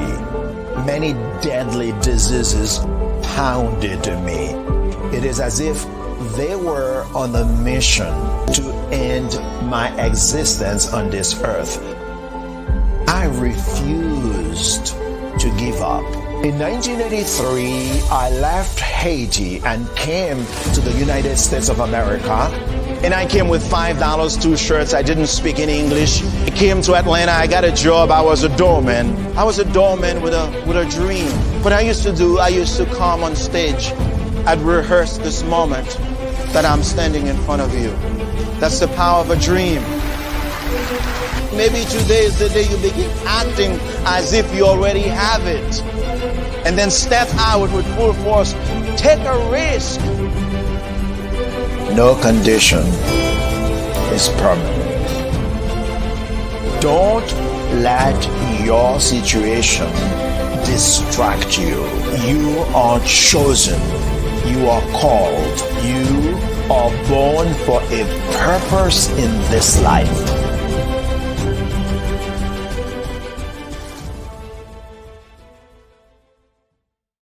Over the past few years, we've seen the growth of Good afternoon, business owners, entrepreneurs, thought leaders, and corporations. Welcome to the Black Business Network. My name is Charles Kithcart of African Diaspora Maritime. I'm your business moderator for this afternoon on the Black Business Network.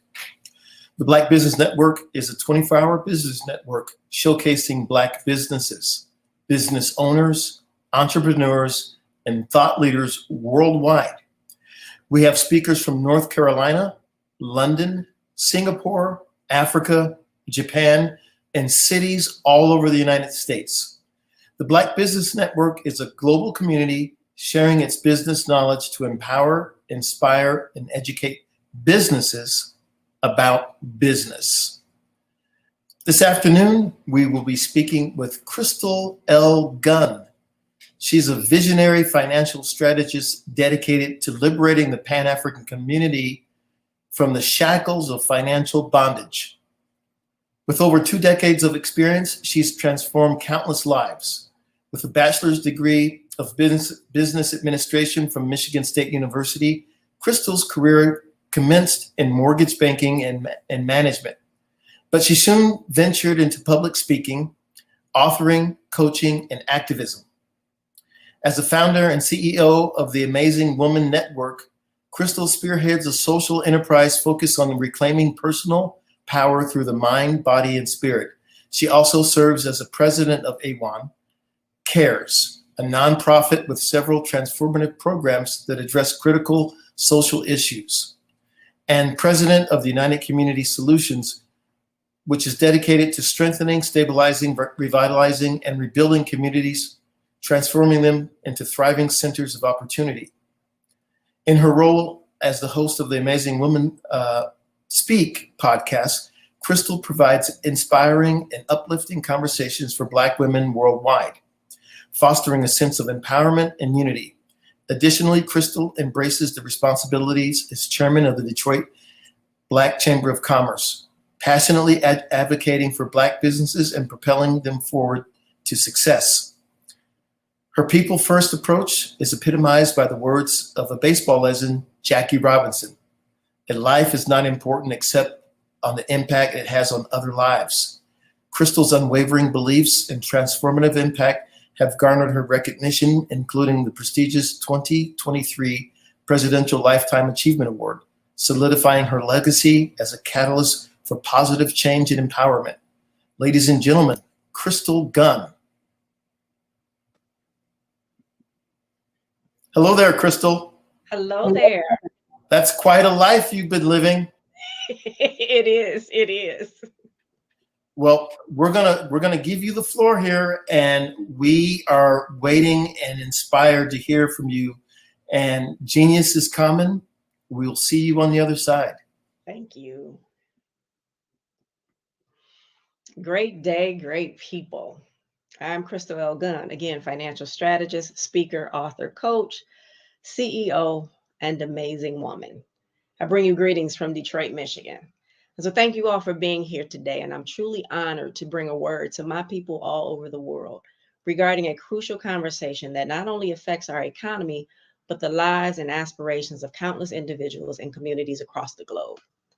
But before we delve into the heart of today's discussion, let me take a moment to really introduce myself and share my journey on how I got here. A little over 2 decades ago, I was vice president of a credit union in Pontiac, Michigan, which is a small, predominantly Black city about 25 miles north of Detroit.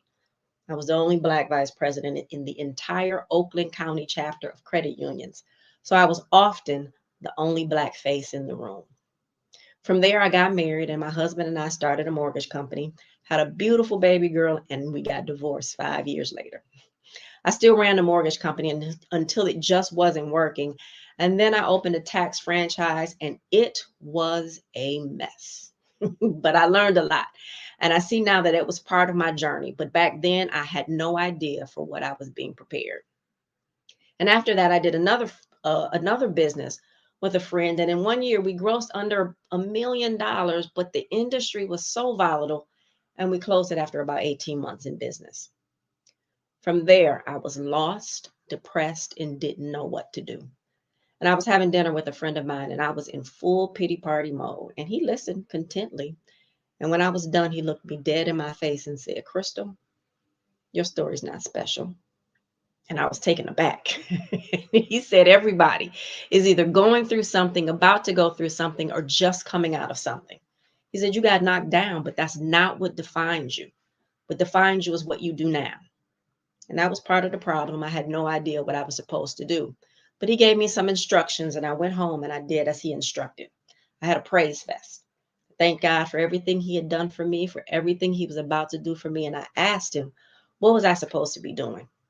I also said, God, use me as you see fit. And when you say that, be prepared to be used. I don't think that anyone or any one thing could have prepared me in that moment. It was the journey that came prepared to fill the assignments I had been given. The downloads were immediate, but they were really, really big picture. Unite and empower Black women globally, which I found laughable at the time because my life was in shambles, or so I thought. It was in that moment that the seed for the Amazing Woman Network was planted. It was that same friend who told me, Crystal, walk your journey and you will be surprised at who you inspire. That was some 17 years ago, and no truer words have been spoken because I stay surprised and I stay grateful. With 5 companies that I own, 3 board positions, and quite a few community impact programs, people often ask, Crystal, how do you do what you do? And it's simple. I stay in my lane. I operate under the pillars that were given to me that night so long ago. Empowering Unite Black women globally, reclaiming our personal power, mind, body, and spirit, reclaiming our financial power, and increasing our social involvement. So from my podcast to my nonprofits, it's all about personal healing, financial healing, and community economic development for the Black community, and I stay in those lanes.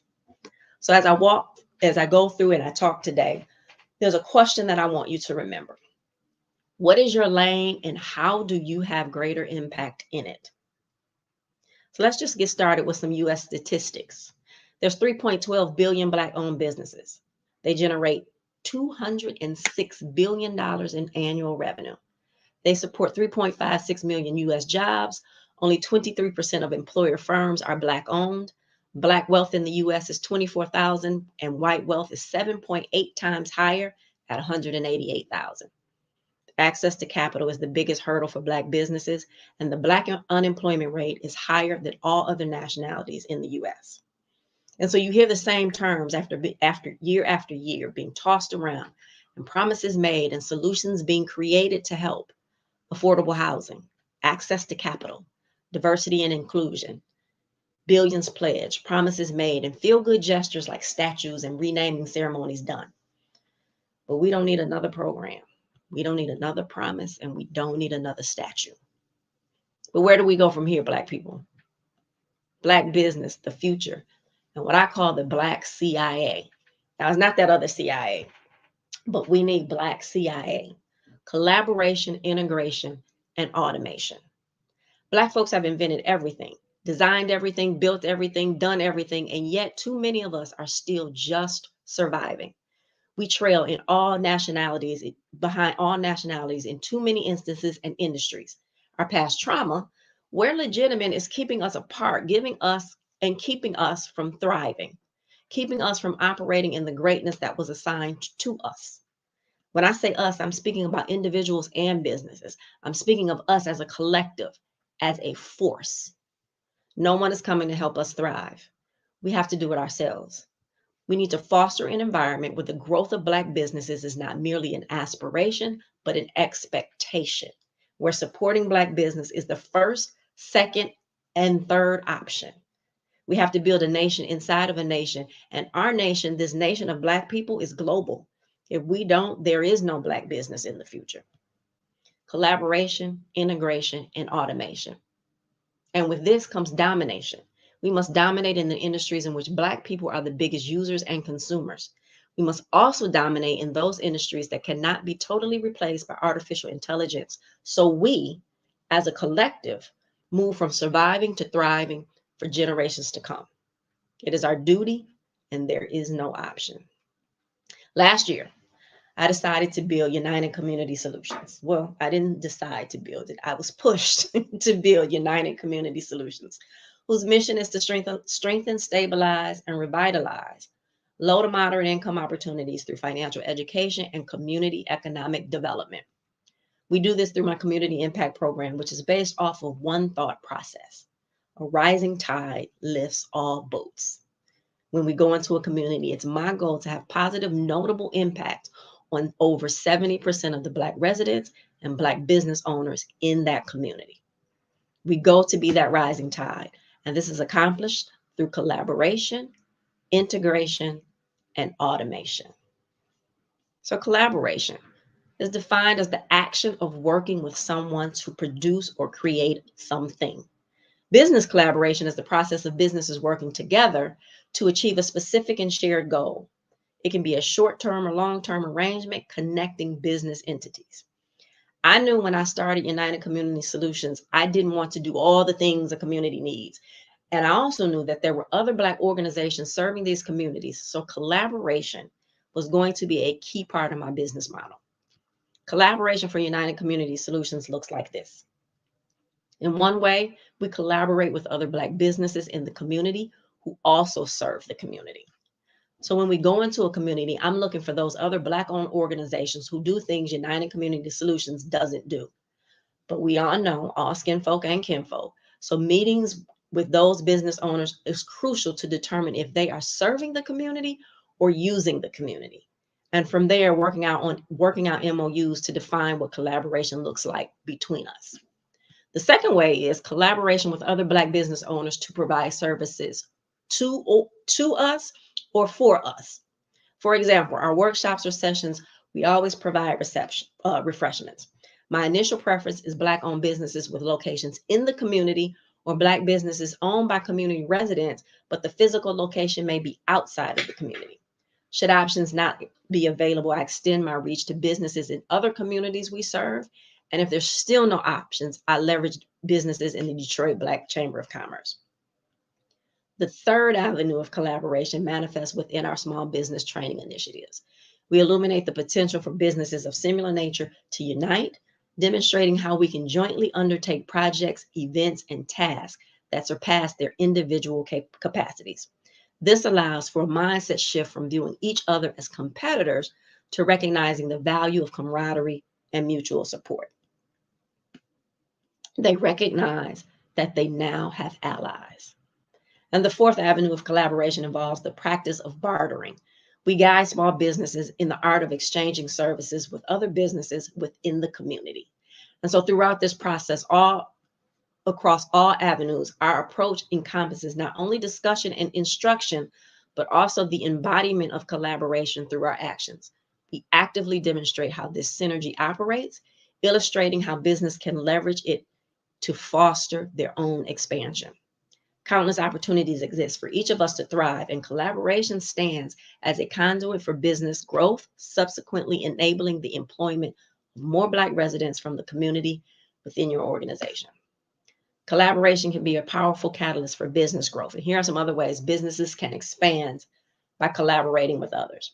So joint ventures and partnerships. Forming strategic alliances with complementary businesses can open new avenues for growth.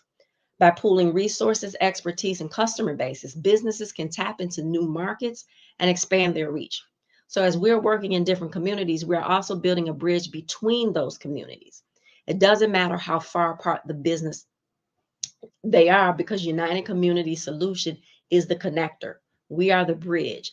And eventually, the communities which sit in between those communities will be connected as well. If you can't find someone in your community to JV or partner with, you have the bridge to connect with other communities. Also, co-marketing and cross-promotions.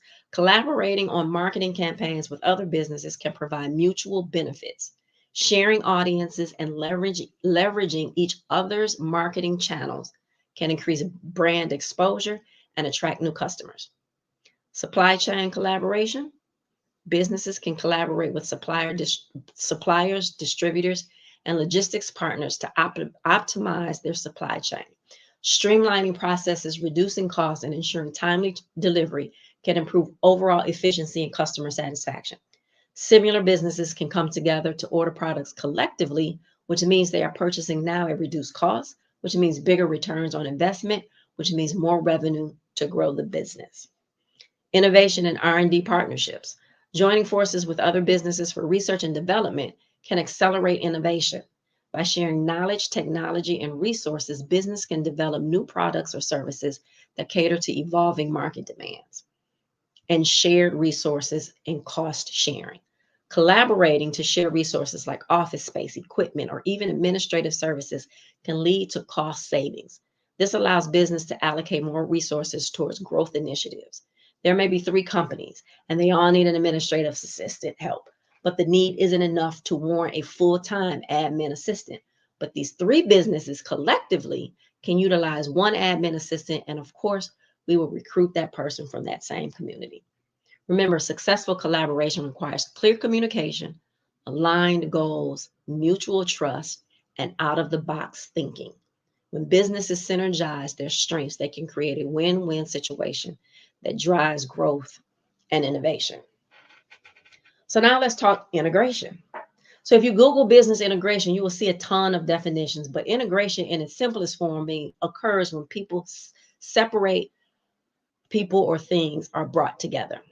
You've heard the term in business, vertical integration, which is a business strategy in which companies take ownership of 2 or more key stages of the supply chain. A vertically integrated automaker, for example, might produce automotive components and vehicles and also sell directly to consumers.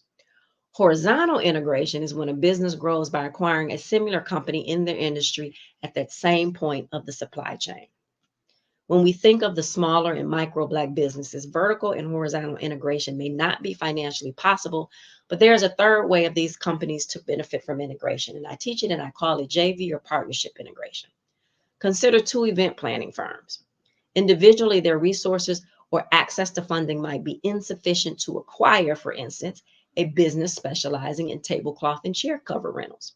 However, when combined, their pool capital becomes substantial enough to establish a joint venture, a tablecloth and chair cover rental company.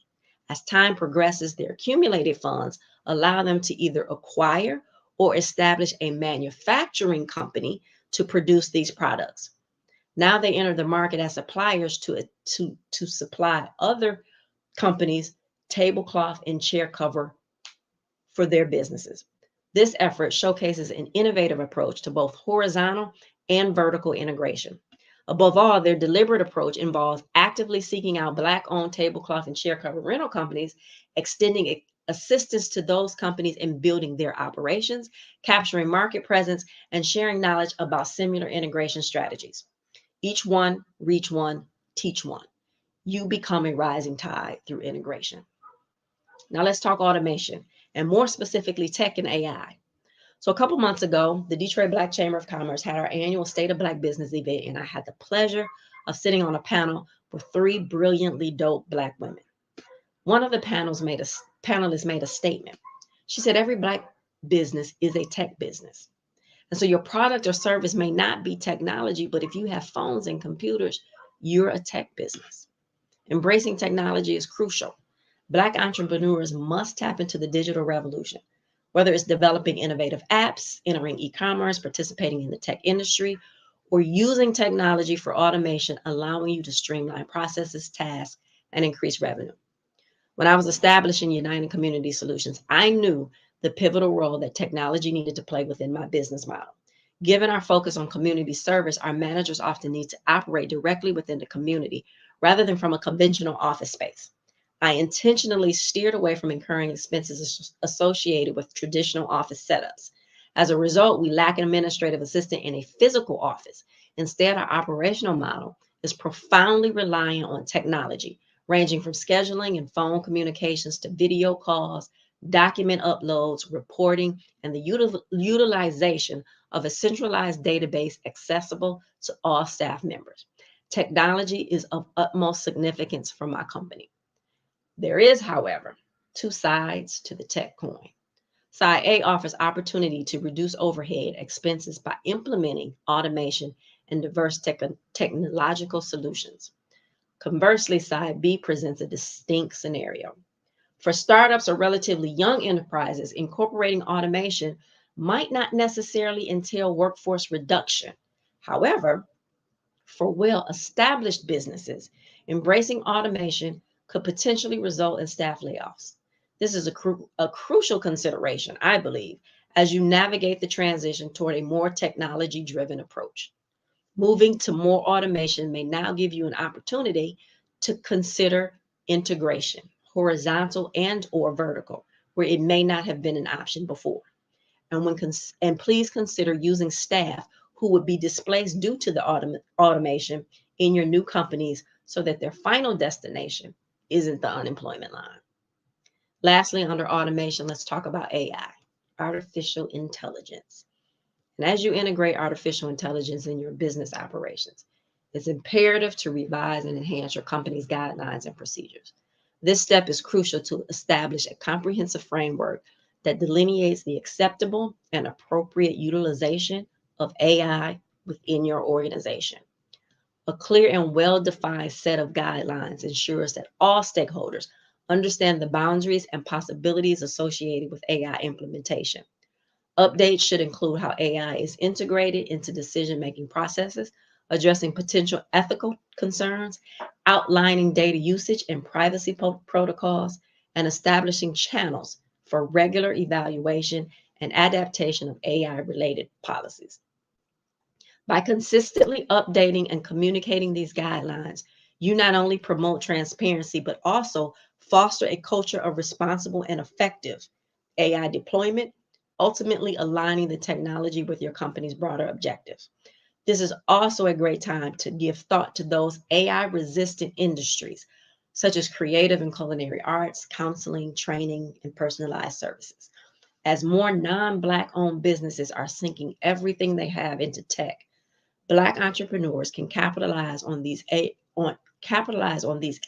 and automation resistant sectors that prioritize human touch.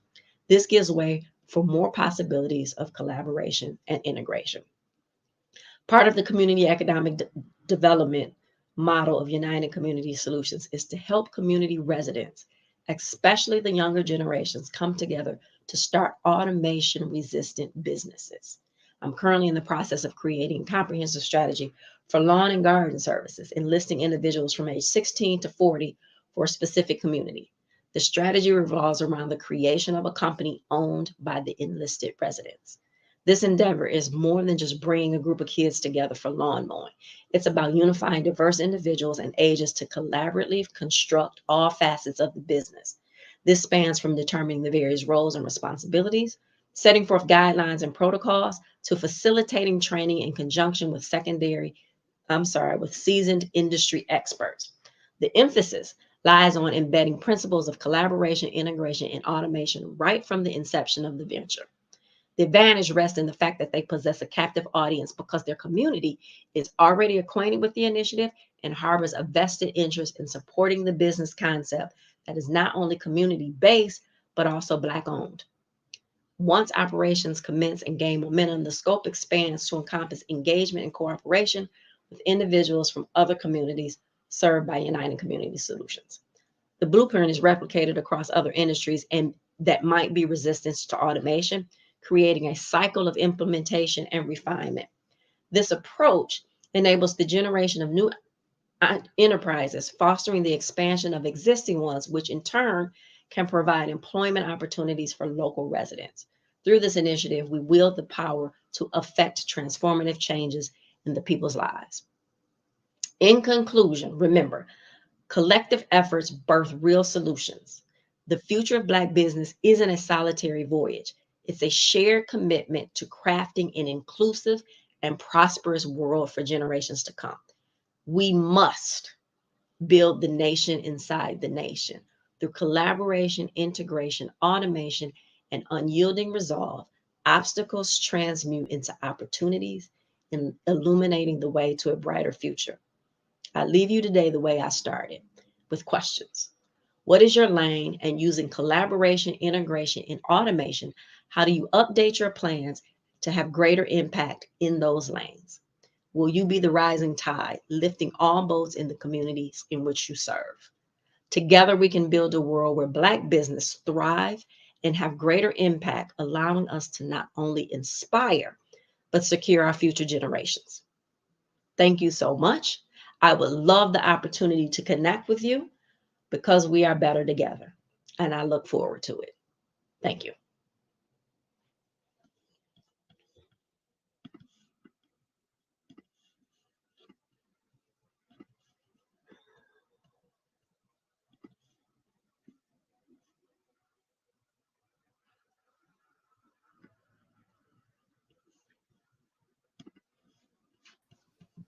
Hello, Ms. Gunn. Yes, sir. But we've listened intently to what you had to say, and this is very important. I loved learning the statistics about the wealth that we have and what we need to generate. Sometimes people, we think we're succeeding as individuals, but if the group isn't succeeding, we're in trouble. Correct. Now, I have some questions. You may have answered some of these, but let's go over them. If you've answered them, we're going to jump right to the next one. Okay.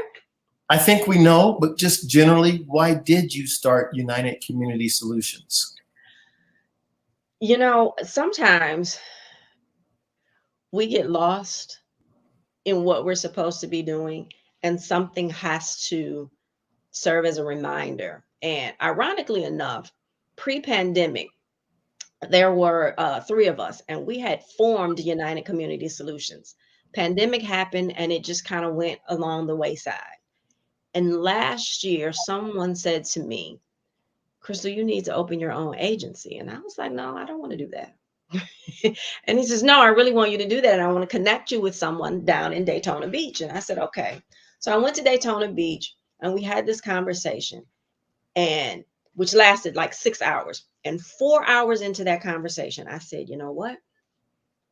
I said, I understand right now why I've held every job I've held, why I've started every business I've had, why I've received every download, why I went through everything that I've gone through.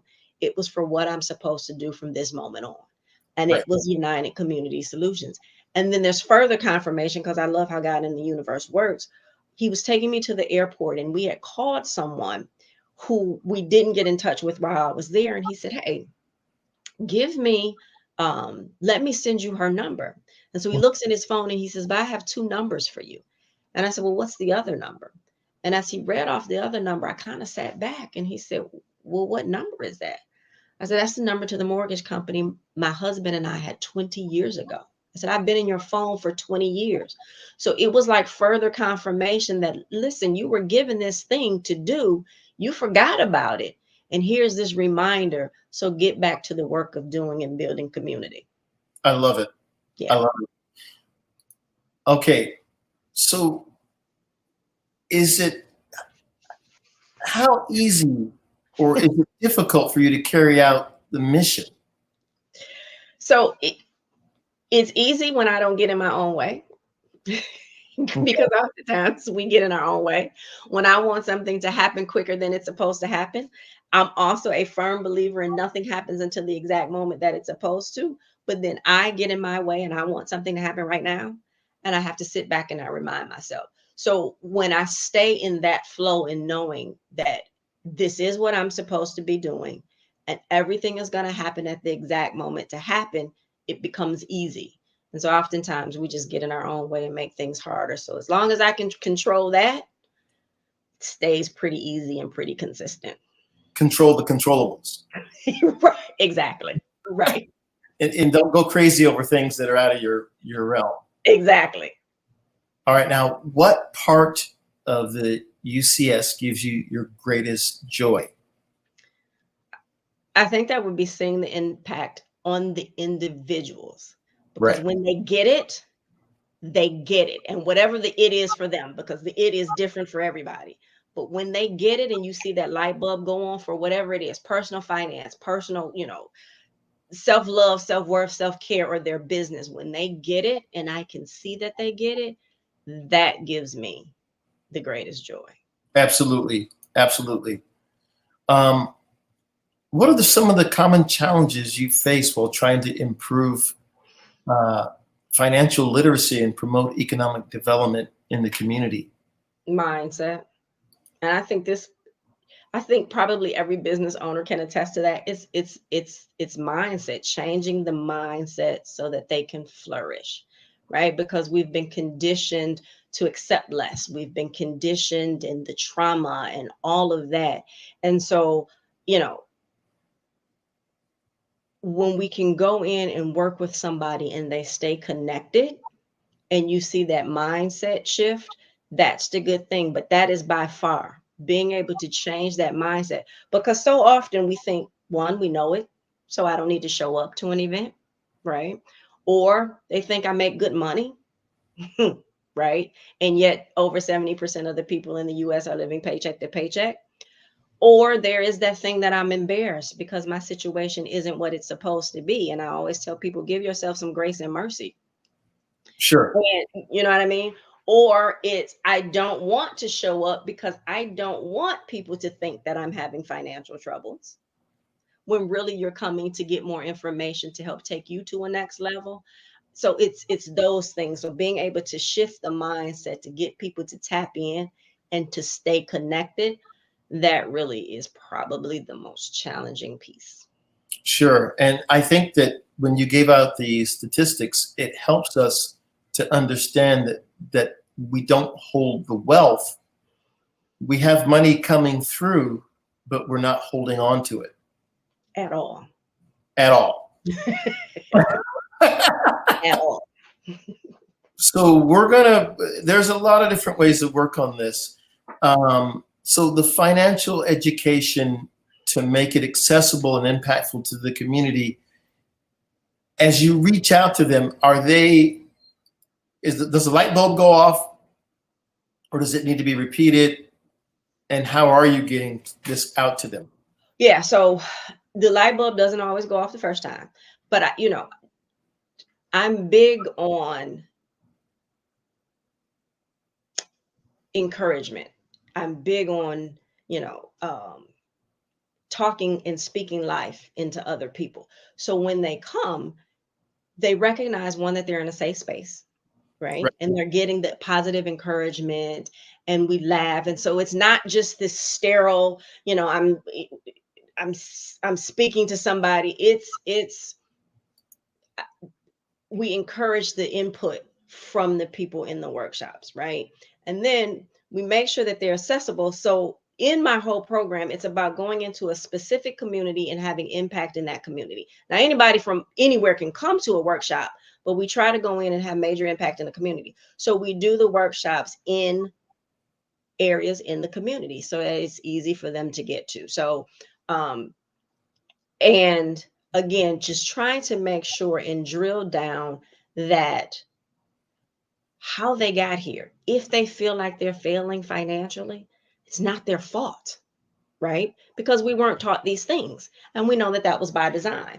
But when they come and they get the tools and the resources to make themselves better, it's the saying, well, when you know better, and people say you do better, but really it's when you know better, you have the choice to do better. Understood. And some people choose to, and some people don't. So yeah, I think our approach is a little different. But we definitely go in and try to make it a fun experience and help walk them through the process. So it's not just about throwing up information on them, but we're going to talk about a serious and a specific thing, and then give you direction on how to implement it into your daily life to help your financial relationship. Absolutely. Right.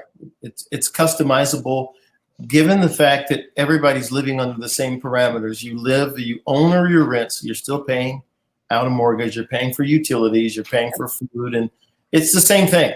Yes. And I'm going to give you a little thing that I've noticed. I asked myself, how much are we as the people spending on the lottery? That doesn't come back and make our schools any better. That doesn't come back and make our schools any better. Right. And if you would spend that money betting on yourself instead of the lottery, you would be 10 times better. Right. Right. So we've got ourselves in a situation, I think, where if we added up the numbers, there's a lot of money that just trickles out, and you have to ask yourself, how much is Newport or Cool or the lottery doing in community outreach initiatives or whatnot, even though we're the number one buyer of these products? Of everything. Of everything. Of everything. We're the number one buyer of it. I actually did a workshop yesterday, and I was one of the speakers at someone else's workshop. And one of the other speakers says the average home has over 300,000 items. We're buying too much stuff that has no value. Okay. I'm, don't look over my shoulder. I got to have something. But no, we do, but I never say don't buy the things. However, it's like, how many things do we need? these are very good points. I think that what I've noticed is that we, now here I am in a suit saying this, but the truth is I don't have $3,000 suits. I have $300 suits. Mm-hmm. And I realized that I didn't need a $3,000 suit. And here's how I realized it. I took a look at my wallet. That's a quick way to realize it. I realize you don't need a $3,000 suit. Yeah. And I think that sometimes we have the peacock syndrome where we want to look good as we step out so other people can say that this is a sign of wealth. And I've noticed that a lot of wealthy people don't have the peacock syndrome. Now, they don't look bummy, but they don't try to look, and we don't need to adopt that. We can have our own style, but sure. Sometimes we think that we have to look like we're going to a Vegas show, and we really don't. And we really can't afford it. And we really can't afford it. So this leads into something that you gave us these questions. I'm feeding them to you. Mm-hmm. It says, how do you ensure the local community's needs and preferences are reflected in the design and execution of your financial education program? But before you answer, I want to give you a little hint that you're going to have to shift them away from what the preferences are. Otherwise, they wouldn't need you. Correct. And so it's not so much of their preferences, but what's the thing that they need? So when I go into a community, I can't be arrogant enough to know what they believe they need, right? Sure. Now, when it comes to financial education, I know there are things that we all need. Sure. Right. So they're going to get that. But then it's also, what are these other things that they want to see? And so we go in and we take inventory in that community, right? And that inventory looks like a survey, because we really want to hear. Now, if there's more people that say that they need or want credit over banking, well, they're going to get banking, but they're going to get credit sooner. Sure. Right. And then you also find out the other things, because a lot of times people sit in silence. We suffer in silence, again, for that embarrassment mode. Right. And so what is it that you need, and how can we connect you to organizations that may provide what you need, because we don't? And so we build it off of, and from a economic development standpoint of bringing businesses to that community, what do you all want to see in the community? A lot of times you go into these Black communities and you have residents who've lived there for years. Well, they've seen the highs and the lows in that community. What do you want to see come back? And how do we formulate the plan to make that happen? Fabulous. Yeah. So I've noticed something just on my own, and I tell people this all the time, that you don't, just basic businesses that are in other communities, you can look and say, if we just open up the same businesses in our community, then right. This is simple, right? And George Jefferson lived in a deluxe apartment in the sky, and he just had a cleaners. He just had a cleaners. So sometimes we need to start looking at that and seeing who has become the cleaner, the grocer, the liquor store owner, the fingernail owner, and so on and so forth. And maybe we just need to take them and recapture those. Because every one of those communities those businesses that you just mentioned, other nationalities now own them.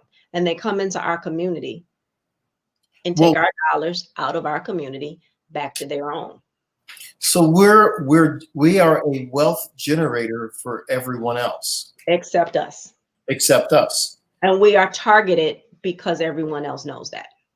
So everyone else knows that. So what we have to do now is have some clear, coherent plan. Correct. And I think that you're going to be at the forefront in this, because it's obvious. And I've asked this question, and I'll just ask it to you. Where would we be if we just started from the year 2000 and had all the NBA players invest $100,000 in the neighborhood in which they grew up to start a business. Just one less Ferrari, one less Porsche, one less gigantic Mercedes or BMW. And just think of those. Forget about pro football. Let's just do. And so we have to look at this and say, this is the legitimate point that has to be made. So speak on that. I'm just going to reach over and let my dog out. We still live in Absolutely. And so you said it's, one less car, one less Ferrari, one less gold chain. And actually for most of them, it's not even one less anything. They still can do all of the things that they were doing and buying all of the things that they want to buy and still contribute that $100,000. And if they did that, right, which is something so simple, if they did that, we would be light years away from where we are right now. Yep, keep going. Yep, when I look at home ownership, for example, we own less homes today than we did in the 1960s. And why? And it really has nothing to do with the prices of homes, because the prices have gone just ridiculous in these last few years. But it's intention. And for those, specifically those Black athletes, you have to have somebody managing your money that cares about that neighborhood that you grew up in. And if you don't, they're not even going to suggest to you that you give that money to those people in the neighborhood from which you come. Or I'll even take it a step further. They warn them not to invest. Correct. Absolutely. And so, but I think what we're really looking at is, I mean, if anybody's noticed, there's gray hair here. And so what I've seen is that our wealthiest and most adulated people are in their 20s. Mm-hmm. I just would imagine, what did I know in my 20s compared to now? And so we're having the athlete as our potential financial savior, but they're not intellectually matured into the moment of understanding this. Now that this is here, you realize it. Mm-hmm.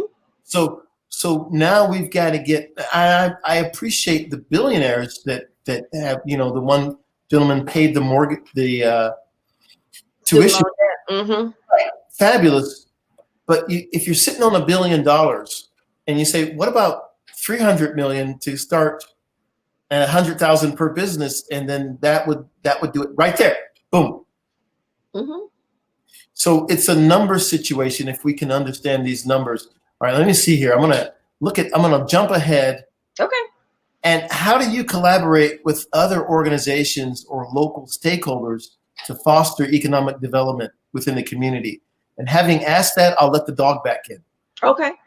So it all starts with the data collected from those surveys completed by the residents, right? And when we look at the economic development based on the needs we discover through the surveys, we then can create a plan. And what businesses are not in the community, what residents like to see again, and trying to go back and build those. And so collaborating with those other organizations. I said earlier on, I knew when it was time to pull the trigger for United Community Solutions that I didn't want to do everything. I didn't want to supply all of the needs that a community needs. So how do I go in, and I have to figure out who's in that community first, because we want to work with organizations in that community. And so what organizations, Black owned and non-Black owned, but that service the community, what do they do? And how can we direct individuals to them that we don't do, and them direct individuals to us? Now, there may always be some overlap, and that's cool. However, what do we do, and how do we work together for the greater good of the community? The other piece of that is I always like to go in and try to build relationships with developers. So whether it's commercial or residential, because if I can build relationship with those developers, so let's say it's a residential developer. Well, it's people that live in this community that are renting now that may want to own, or they want to rent a better place. Well, let's create that pipeline through that collaboration, right? So, and then whatever other small businesses, again, when I do workshops and clinics, we're always serving food, who are the local chefs in that area that can do that. So it's all of those collaborations, but trying to keep the efforts and the dollars inside that specific community. This is brilliant, Crystal. Thank you. Now, listen, we are up against it time-wise. Yes. I'd like you to do me a favor. Okay. I'd like you to give us your contact information. So I'm going to give you two. crystalgunn.com. That's just my general website for me. I'm actually going to give you three. And then there's unitedcommunitysolutions.org. Okay. And then I love to meet, talk to, and collaborate with people. So if anyone that's listening and seeing this want to connect with me, go to crystalgunn.me and schedule an appointment. Fabulous. Yes. Crystal, thank you so much. We know it. It's true. Genius is common. I'll see you on the other side. Thank you. Thank you so much. So everyone, again, this is another wonderful situation where we're hearing great information to make us a better community. So I want to promote the scholarship. You know, the effort of the Black Business Expo is to raise funds for high school seniors going to college or K through 12 entrepreneurs. This expo is a fundraiser for students, and you can go to www.blackbusinessexpousa.com to donate to the scholarship fund, or use the Cash App that's on the screen below and say $BBXUSA and make your donation. Our goal is to give laptops to up to $5,000 to 10 students. Students can register online at www.blackbusinessexpousa.com. Every dollar counts. We want to remind you to donate to the scholarship fund. We want to thank our sponsors for Black Business Expo: NC100, Moody Capital Partners, Suede Soul, Lotus Ritchie Coaching and Training, Carolina, Virginia Minority Development Council, Step Management, BHS and Associates, Margie McLean Foundation Incorporated, Genius is Common, Earth Essentials, Melanie Shani Global, Executive Women's Success Institute, the Quality Coaching Company, Superwoman Business Services, Creative Force Studios, Lee Entertainment, Artistic App Design, Black Business Expo USA. Genius is Common. I'll see you on the other side.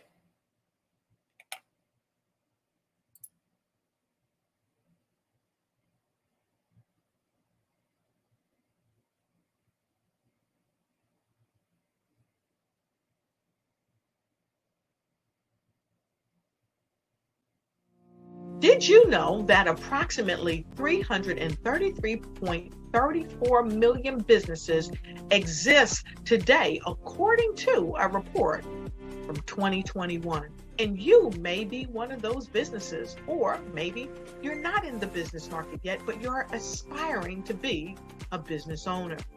Well, guess what? You're in the right place at the right time. Because let's face it, everything is about timing and opportunity. Hi, my name is Dr. Lotus Richey, and I'm the CEO and founder of the Lotus Richey Coaching and Consulting LLC, along with the Lotus Richey Ignite Show. 15 minutes of success with Dr. Lotus Richey, as well as books to boom your business and bring who you are. And today, I want to bring this amazing message to you about the Black Business Network and the Black Business Olympics. See, the Black Business Network and the Black Business Olympics is designed to help people just like you, that's right, that look like me, to take their business to the next level. Not just in your front yard or your backyard, but globally.